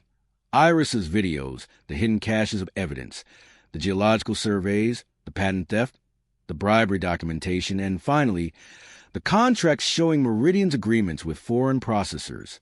Agent Chen's expression grew progressively darker as Elena presented each piece of evidence. "Your grandmother documented 40 years of criminal activity," Chen said finally. "This is one of the most comprehensive cases of corporate corruption I've seen. The economic espionage alone is a national security issue." "What happens now?" Elena asked. "We execute search warrants on Meridian's offices, corporate headquarters, regional branches, everything. We'll seize their records, interview executives, build a criminal case." Chun paused. "But Ms. Hartley, you need to understand something. The moment we move on Meridian, they'll know you're the source. They'll know you provided the evidence. You'll become a target. I'm already a target. They burned my barn." "Yes, and we're treating that as attempted intimidation of a federal witness. But once we execute warrants, they'll escalate. We can offer you witness protection." "No." Elena's voice was firm. "I'm not running. I'm not hiding. My grandmother spent 40 years alone on this mountain fighting them. I'm staying right here and finishing what she started. Agent Rodriguez spoke up. We can provide security. Bureau agents stationed on your property, surveillance equipment, protection protocols. How long? Until the trial. Could be 6 months, could be a year. Elena thought about living under guard for a year, about federal agents watching her every move. But she thought more about Iris, who'd lived under the threat of violence for 4 decades with no protection at all. All right, but I have conditions. I need to be able to care for my horse, work on my property, live my life. I'm not going to be a prisoner in my own home. Agreed, Chin said. We'll be as unobtrusive as possible while keeping you safe. They spent another hour discussing logistics, timelines, and what would happen when the case went public. Then the agents left to begin preparing search warrants. Rebecca called 30 minutes later. The FBI contacted me. This is moving faster than I expected. Is that good or bad? Good for justice. Potentially dangerous for you in the short term. Meridian will know the walls are closing in. Cornered animals are unpredictable. Rebecca's voice carried a mixture of excitement and concern. But Elena, if the FBI builds a solid case, Meridian could be facing RICO charges, economic espionage, bribery, arson, intimidation of witnesses. We're talking about corporate executives going to federal prison. What about my mining claim? My property? Once Meridian's criminal activity is exposed, any attempts to challenge your claim will be dead in the water. No judge will side with a company under federal indictment for corruption. You'll be able to develop the minerals or sell the rights, whatever you choose. But the choice will be yours. After hanging up, Elena walked out to check on Copper. The mare was in a makeshift paddock Elena had set up near the workshop, grazing contentedly despite the chaos of the past few days. You knew, didn't you, girl? Elena said, stroking Copper's neck. You knew exactly what Grandma had hidden and where. You've been waiting all this time to show someone. Copper turned her clouded eye toward Elena, and for a moment, Elena could have sworn the horse understood every word. The security team Rebecca had arranged arrived that afternoon. 2 former military contractors named Marcus and Julia, who set up a discreet monitoring station in an old storage shed. They were professional and quiet, checking in with Elena periodically, but otherwise staying out of her way. We've got motion sensors on all access points, Marcus explained. Cameras covering the driveway, the workshop, and the eastern section where the mineral deposits are. Anyone tries to come onto this property uninvited, we'll know. That night, Elena slept better than she had in days. The presence of trained security made her feel safer. Yes, but more than that, she felt the momentum shifting. For 40 years, Meridian had been on the offensive. Now, finally, they were the ones who would have to defend themselves. Monday morning arrived with news that sent shockwaves through the region. The FBI had executed simultaneous search warrants on Meridian Mining's corporate headquarters in Denver, their regional office in Charlotte, and the personal residences of 3 executives, including Marcus Vance. Rebecca called at 8 a.m.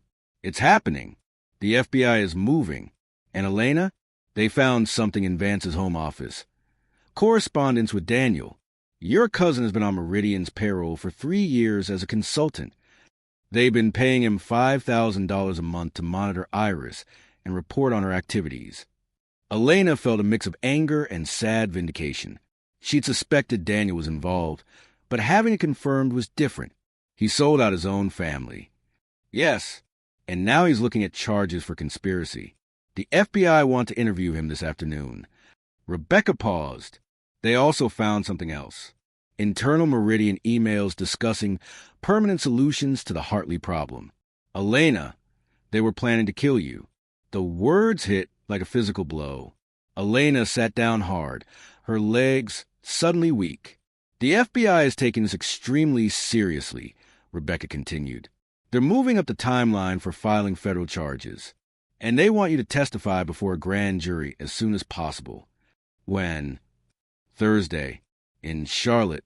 Can you do it? Elena thought about Iris, who'd never gotten the chance to testify against the people who'd threatened her, who'd died alone, still fighting, still protecting secrets no one else knew about. I'll be there.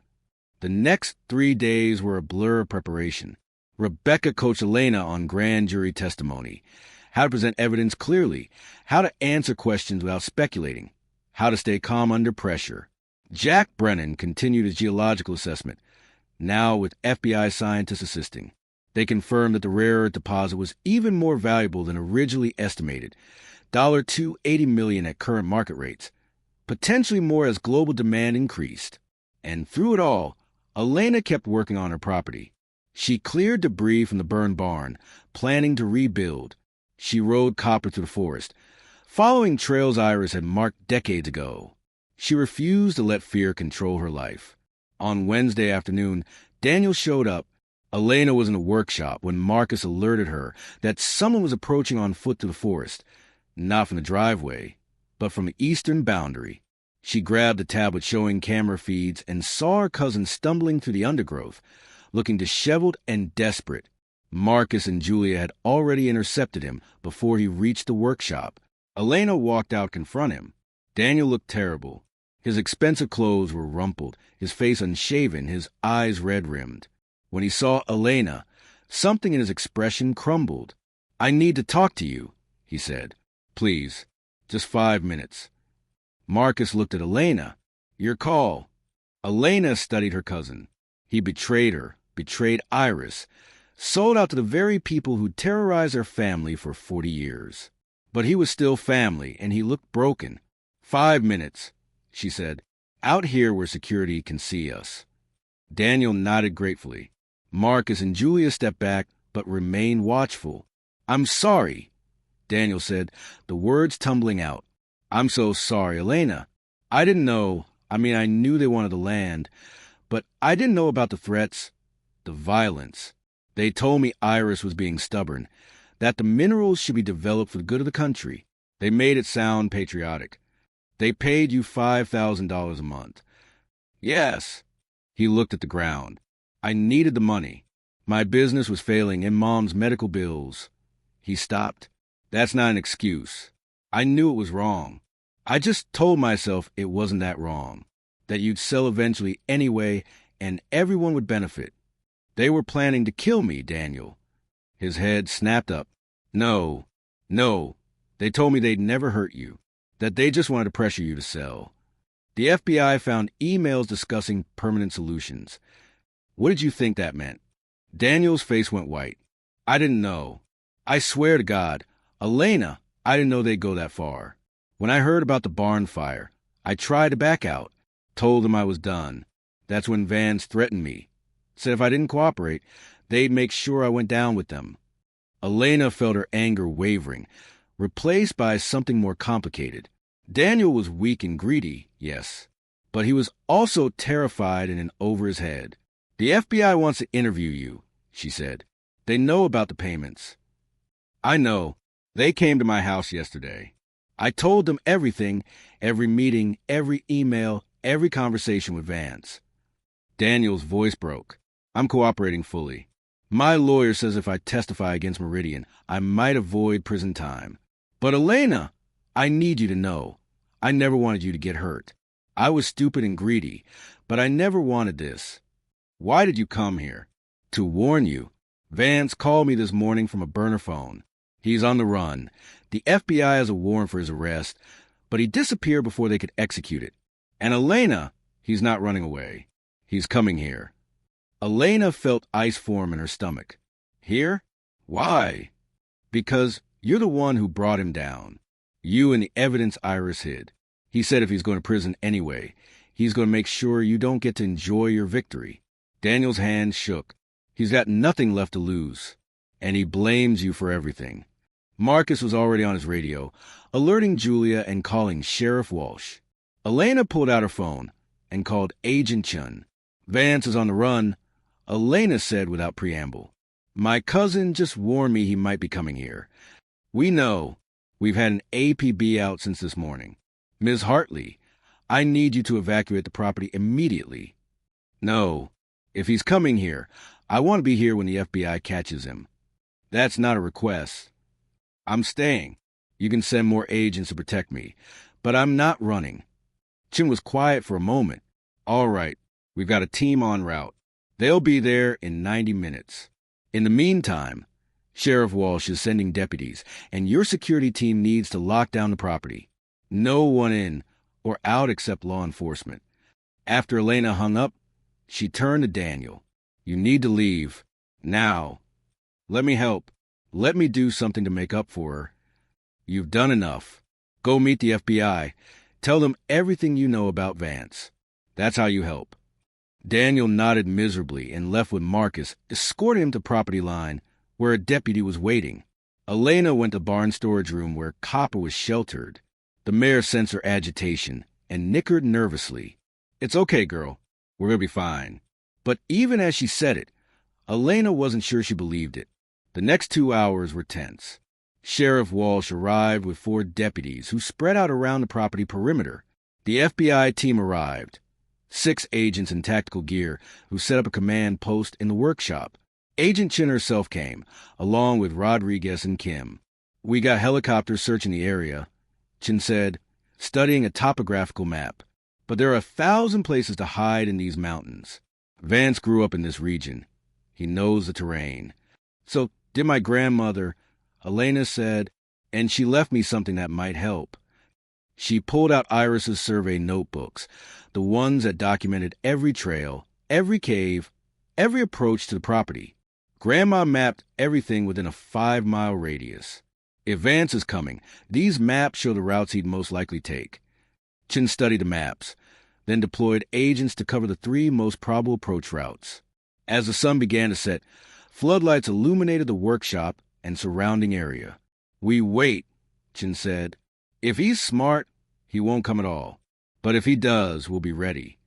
Elena spent the evening in the workshop with Copper, unable to eat, unable to rest. Agent Kim stayed with her, a reassuring presence. Around 10 p.m., the motion sensors on the eastern boundary triggered. Chen's radio crackled. Movement in Sector 3. Single person, moving carefully through the tree line. All units hold positions. Let's see what we're dealing with. Elena watched on the monitor as thermal imaging tracked a figure moving through the forest. Whoever it was knew how to move quietly, avoiding open areas, using terrain for cover. That's Vance, Chin said, studying the movement pattern. Military training. He's done this before. The figure stopped about 200 yards from the workshop, hidden in a dense stand of pines. For 10 minutes, nothing happened. Then Elena's phone rang. Unknown number. Chin nodded for her to answer, but gestured for silence. They'd traced the call. Hello, Ms. Hartley. Vance's voice was cold, controlled. You've made quite a mess of things. The FBI is here. You're surrounded. Give yourself up. I don't think so, but I wanted you to understand something before this ends. Your grandmother was a stubborn, foolish woman who cost Meridian billions of dollars in lost opportunity. She should have taken our first offer in 1987 and lived comfortably for the rest of her life. Instead, she chose pride over sense. She chose integrity over corruption. Call it what you want. The result is the same. She died alone, still clutching her precious principles. And you're about to follow her example. Is that a threat? It's a prediction. You think you've won because the FBI sees some files? Meridian is a multi-billion-dollar corporation with resources you can't imagine. We'll tie this up in court for years. And in the meantime, you'll be looking over your shoulder, wondering when we'll come for you.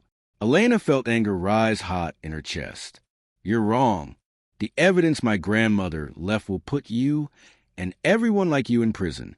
And when you're gone, I'm going to develop these minerals the right way, creating jobs, protecting the land, showing that there's an alternative to your model of exploitation and greed. Brave words from a woman hiding behind federal agents. I'm not hiding. I'm standing on my land, protecting what's mine. What's been mine since my grandmother filed her claim in 1987. You've been trying to steal it for 40 years, and you failed. There was a long pause. When Vance spoke again, his voice was different, raw with barely controlled rage. This isn't over. Yes, it is. You just don't know it yet. The line went dead. Chin was already coordinating the response. We've got his location. agents moving to intercept. On the monitor, Elena watched as FBI agents in tactical gear converged on the pine stand where Vance was hiding. Thermal imaging showed him trying to retreat, but there was nowhere to go. Within minutes, he was surrounded. Marcus Vance, this is the FBI. Put down any weapons and come out with your hands visible.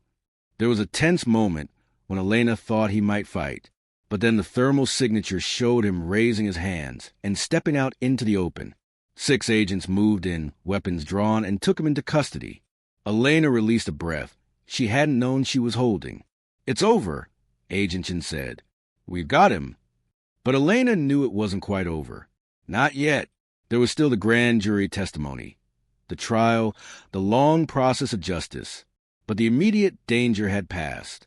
She went outside and walked to where the agents were loading Vance into a vehicle. He looked up and saw her, his expression twisted with hatred. "You'll regret this," he spat. "No," Elena said quietly.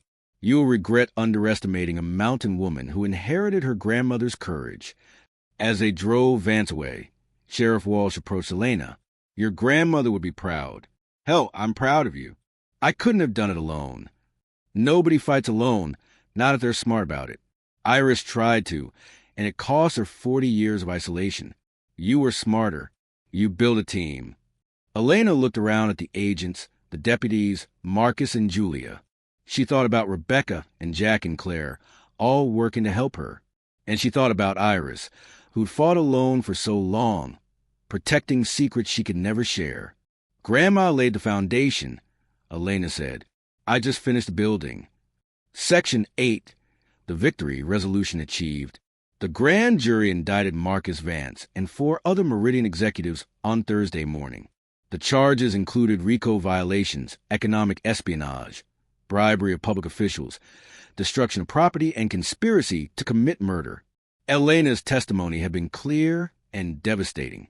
She presented Iris's evidence methodically, showing 40 years of systematic corruption and intimidation. The grand jurors had been visibly shocked, and the indictments came swiftly. By Friday afternoon, Meridian Mining Corporation stock had dropped 40%. By Monday, the board of directors had voted to dissolve the company and sell its assets to cover legal liabilities and settlements. Rebecca called with the news. "It's done. Meridian is finished. They're filing for bankruptcy protection, but it won't save them. The criminal charges, the civil lawsuits from other property owners, it's all coming down on them at once." What about the other families? The ones who lost loved ones in suspicious accidents. We're filing wrongful death suits on behalf of 12 families. With Meridian's internal documents now available through discovery, we can prove what we always suspected. They arranged those accidents. It won't bring anyone back, but it's accountability. It's justice. Elena thought about the list Rebecca had shown her weeks ago. 17 property owners who'd refused to sell, 12 who died suspiciously. Iris had been one of the lucky 5 who'd survived through sheer stubbornness and caution. What happens to my claim? It's ironclad now. With Meridian's challenges withdrawn and their corruption exposed, no judge would even consider disputing it. The minerals are yours, Elena. All $280 million worth, possibly more. The number still felt surreal. Elena had gone from bankruptcy to being worth more than $250 million in the space of a month. "I want to set up a cooperative," Elena said. "Like you suggested, keep controlling interest, but bring in environmental partners and local stakeholders. Do it the right way. I'll start drawing up the paperwork." "But Elena, this is going to take time. Environmental impact studies, mining permits, infrastructure development. We're talking about years before you see significant revenue. I have time, and I have enough from the settlements to live on while we do this properly." The settlements Rebecca referred to were already being negotiated. The FBI had found evidence that Meridian had attempted to bribe 3 county officials to challenge Elena's claim. Those officials were facing their own charges, and the county was offering Elena a settlement to avoid a civil lawsuit. It wasn't huge money, $200,000, but it was enough to rebuild the barn, make repairs to the workshop, and live comfortably while the mining cooperative was established. Over the next few weeks, Elena's life transformed in ways both visible and invisible. The barn was rebuilt, this time with proper fire suppression systems and modern materials that honored the original structure's aesthetic. Copper moved back into her stall, seeming pleased with the upgrade. The workshop became a functioning space again. Elena hired 2 local craftspeople to help her catalog and restore Iris's tools and equipment. Some of the pieces were museum quality, hand tools from the 1940s, precision instruments that Iris had maintained perfectly. Elena decided to keep half for her own use and donate the other half to a technical college that trained machinists. Jack Brennan Geological Firm completed the full survey of the property.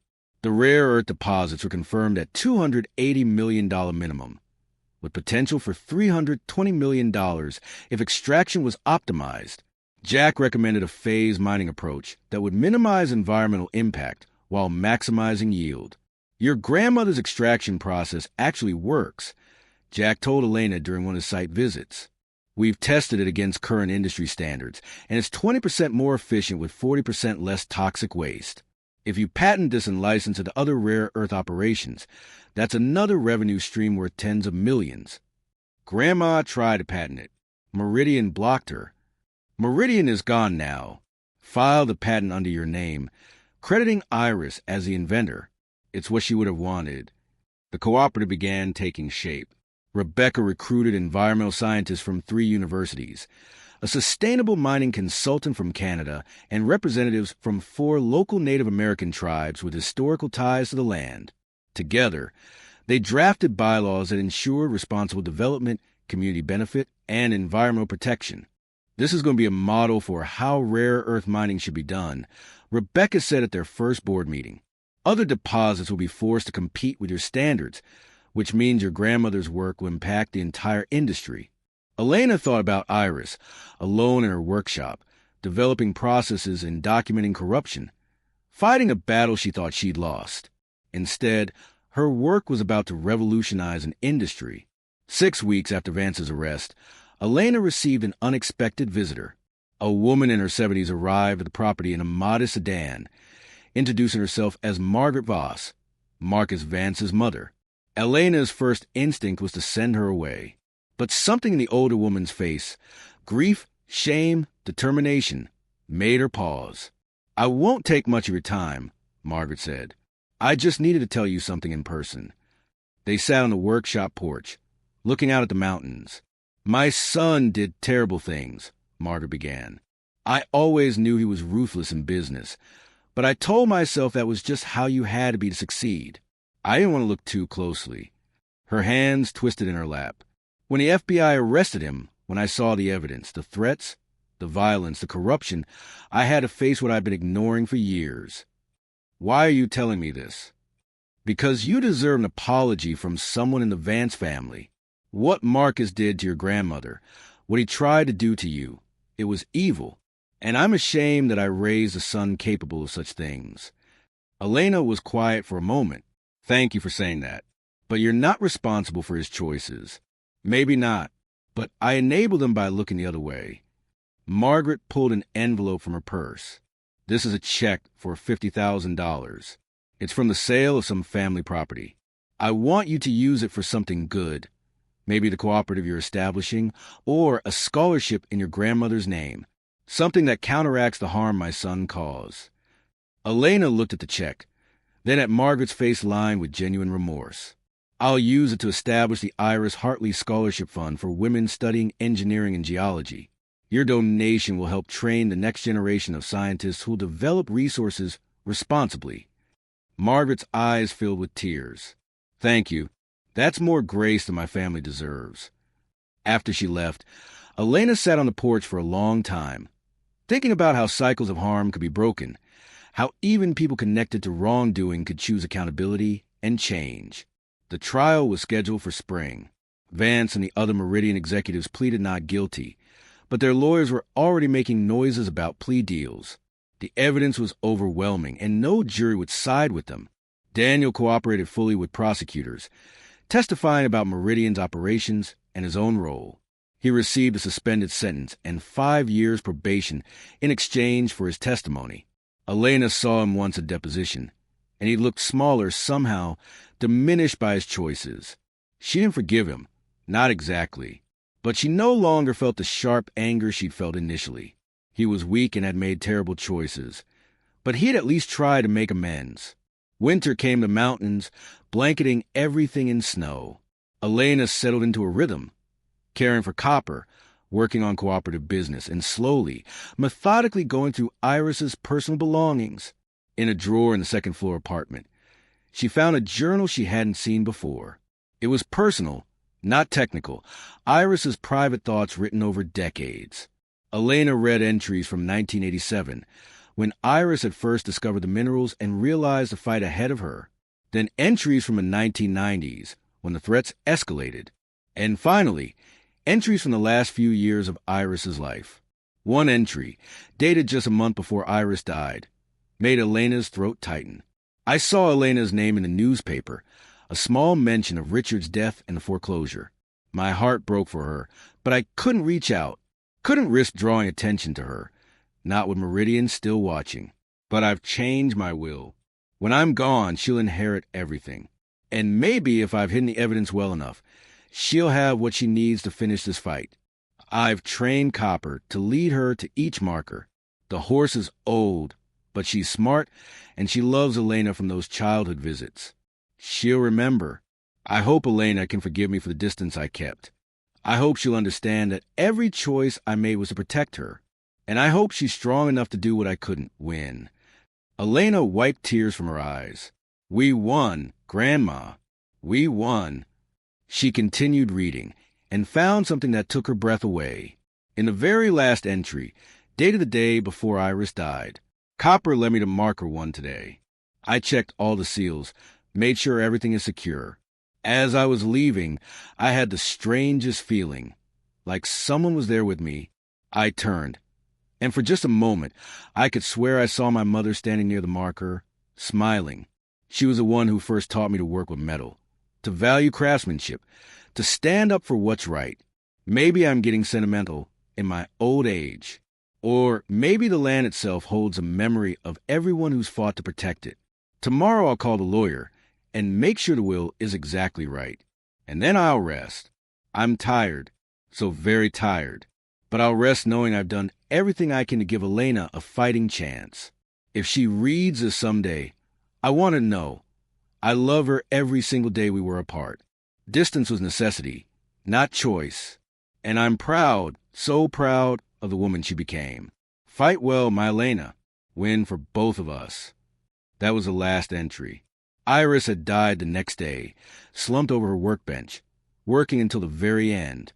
Section 9. The New Life, Epilogue and Future. Spring came late to the mountains that year, but when it arrived, it brought transformation. The meadows filled with wildflowers, trillium, violets, bloodroot, mountain laurel. The creek ran high with snowmelt, cold and clear. And on a warm afternoon in May, Elena stood at marker one with a crowd of people who'd become family.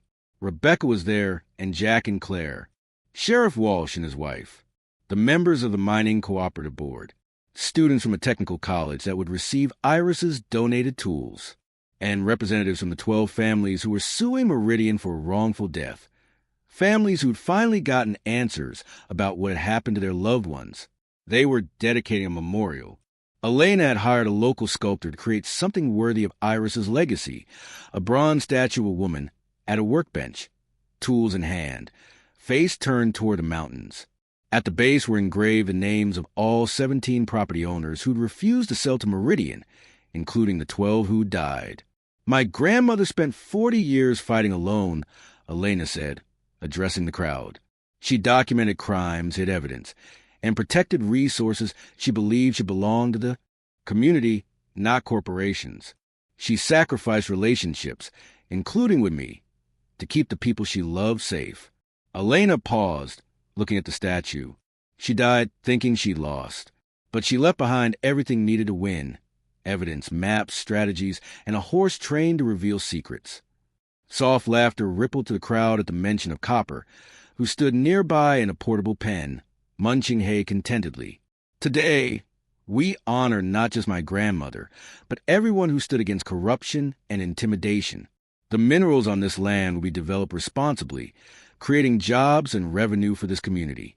The extraction process Iris invented will set new environmental standards. And the truth she documented will help prosecute people who thought they were above the law. Elena walked to the statue and pulled a cloth off a plaque. Iris Hartley Memorial 1930 to 2024. The land tells you everything you need to know. You just have to learn its language. In honor of all those who fought to protect our mountains. There was silence, then applause. Several people were crying, including Elena. Afterward, there was a gathering at the rebuilt barn. Elena had hired a catering company, and people mingled, sharing food and stories. Jack introduced her to a journalist from National Geographic who was writing about responsible rare earth mining. Rebecca hugged her, whispering, Iris would be so proud. As the sun began to set, casting golden light across the mountains, Elena slipped away to check on Copper. The mare nickered softly when Elena approached. We did it, girl. Everything Grandma asked us to do. Copper bumped her nose against Elena's shoulder. That familiar gesture of approval and affection. You know what I realized? Elena said, stroking the mare's neck. Grandma didn't just leave me a fortune. She left me a purpose, a community, a fight worth winning. The horse's clouded eye reflected the sunset, and Elena felt profound gratitude for this animal who'd carried secrets for so long, who'd led her step by step to truth. A voice behind her made Elena turn. It was Claire, holding 2 glasses of wine. Thought you might need this, Claire said, offering one. They stood together, watching the sun drop toward the ridges. What's next for you? Claire asked. Elena thought about that question.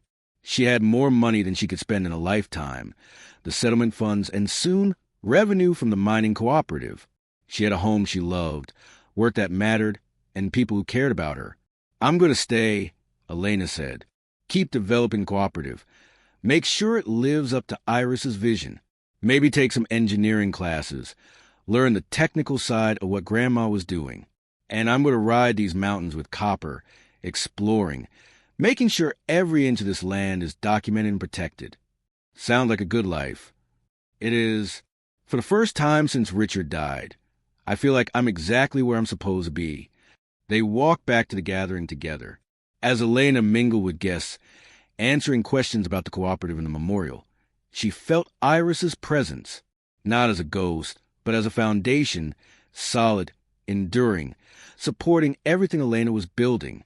Around 9 p.m., after everyone had left and the catering company had cleaned up, Elena sat on the workshop porch with just the mountain sounds for company.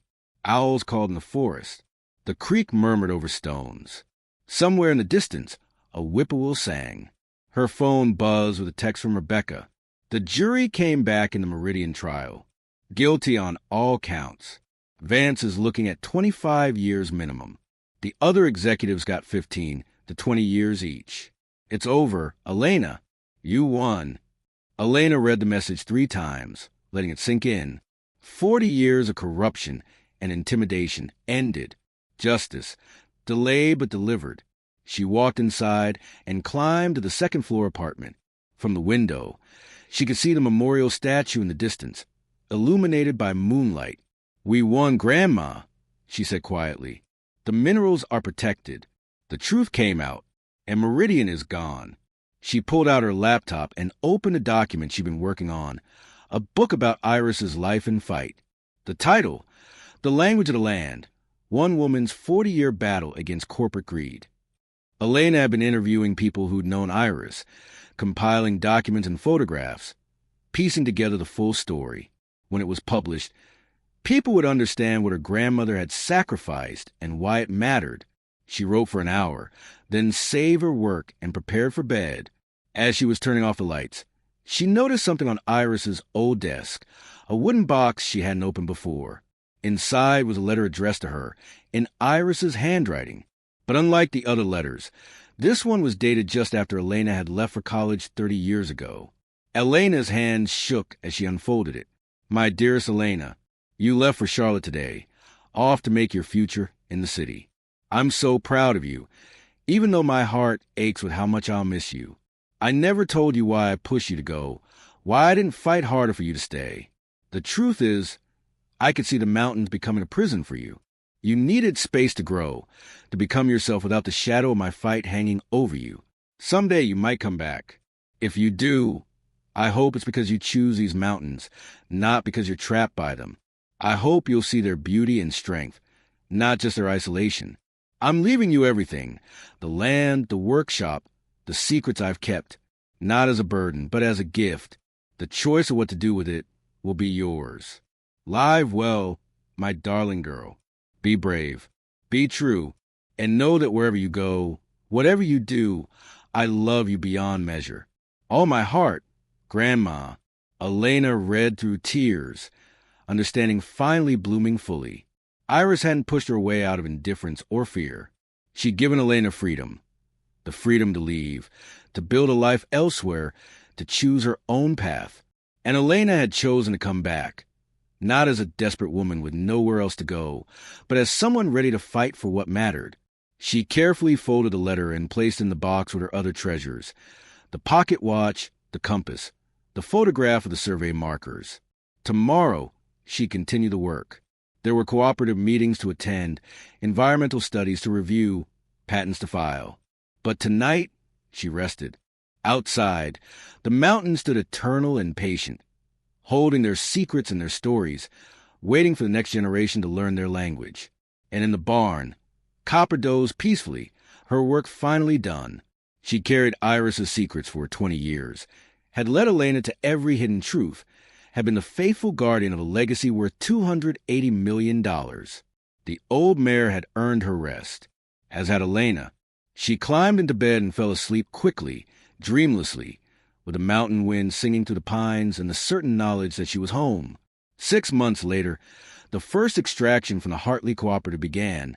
Careful, measured, environmentally responsible. Local workers trained in Iris's patented process.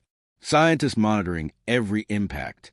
Tribal representatives ensuring sacred sites remain protected. The cooperative's first-year revenue was projected at $18 million, with Elena's controlling share worth $10.8 million. She kept $500,000 for herself and reinvested the rest in expanding operations, environmental protection, and community development. The Iris Hartley Scholarship Fund, funded by Margaret Voss's donation and Elena's contribution, awarded its first scholarships to 3 young women studying geological engineering. The wrongful death lawsuit settled for a combined $40 million, distributed among the 12 families who'd lost loved ones to Meridian's greed. Daniel moved to Montana and started over, working construction and trying to rebuild his life. Elena sent him a Christmas card that year. Not forgiveness exactly, but acknowledgement that people could change. And Copper? The old mare lived another 2 years, pampered and peaceful, grazing in meadows she protected and carrying no burdens but her own gentle weight. When she finally passed at age 27, Elena buried her near marker 5, where she led Elena to the first cache of evidence. The headstone read, "Copper Guardian of Secrets, Keeper Truth a good and faithful horse." 5 years after inheriting a worthless workshop for $1, Elena Hartley stood at the window of her grandmother's second-floor apartment, watching the spring sunrise paint the mountains in shades of gold and rose. The workshop below hummed with quiet activity. 3 apprentices, recipients of the Iris Hartley Scholarship, were learning traditional machining techniques while also studying Iris's innovative extraction processes. The space had become both a working shop and a living museum, honoring craftsmanship while pushing innovation forward. Outside, the Hartley Cooperative's operations covered 50 acres of carefully managed extraction sites. The rare earth minerals that had been hidden for 40 years were now flowing to American manufacturers: smartphones, wind turbines, electric vehicles, defense systems, all extracted using Iris's patented process, which had indeed revolutionized the industry. Other mining operations were licensing the technology, generating millions in additional revenue that Elena funneled back into environmental restoration and community development. The barn housed not just Copper's memorial site, but also a small museum documenting the 40-year fight against Meridian mining. Students came from across the country to study how one woman's meticulous documentation and stubborn courage had brought down a corrupt corporation. Marcus Vance was in year 4 of his 25-year federal sentence. 3 other Meridian executives were serving similar terms. The company itself had been dissolved, its assets sold to pay settlements and fines totaling over $200 million. Daniel had stayed in Montana, working construction and attending therapy. He and Elena exchanged occasional emails, careful, polite updates on their separate lives. It wasn't reconciliation, exactly, but it was something better than the anger that had once consumed them both. Elena's book, The Language of the Land, had become a bestseller, translated into 12 languages. It told Iris's story, but also the stories of the other property owners who'd fought Meridian. The royalties funded legal aid for families fighting similar corporate land grabs across Appalachia.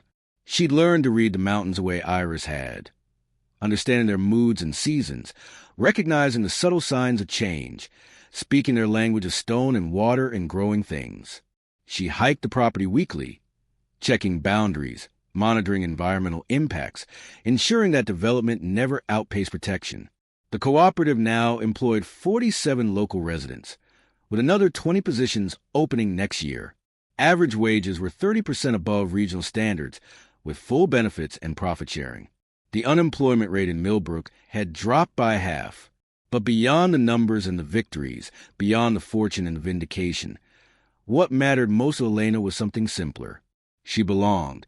The isolation that had once defined her life, first in Charlotte after Richard's death, then in those early terrified weeks on the mountain, had transformed into chosen solitude balanced with deep community connection.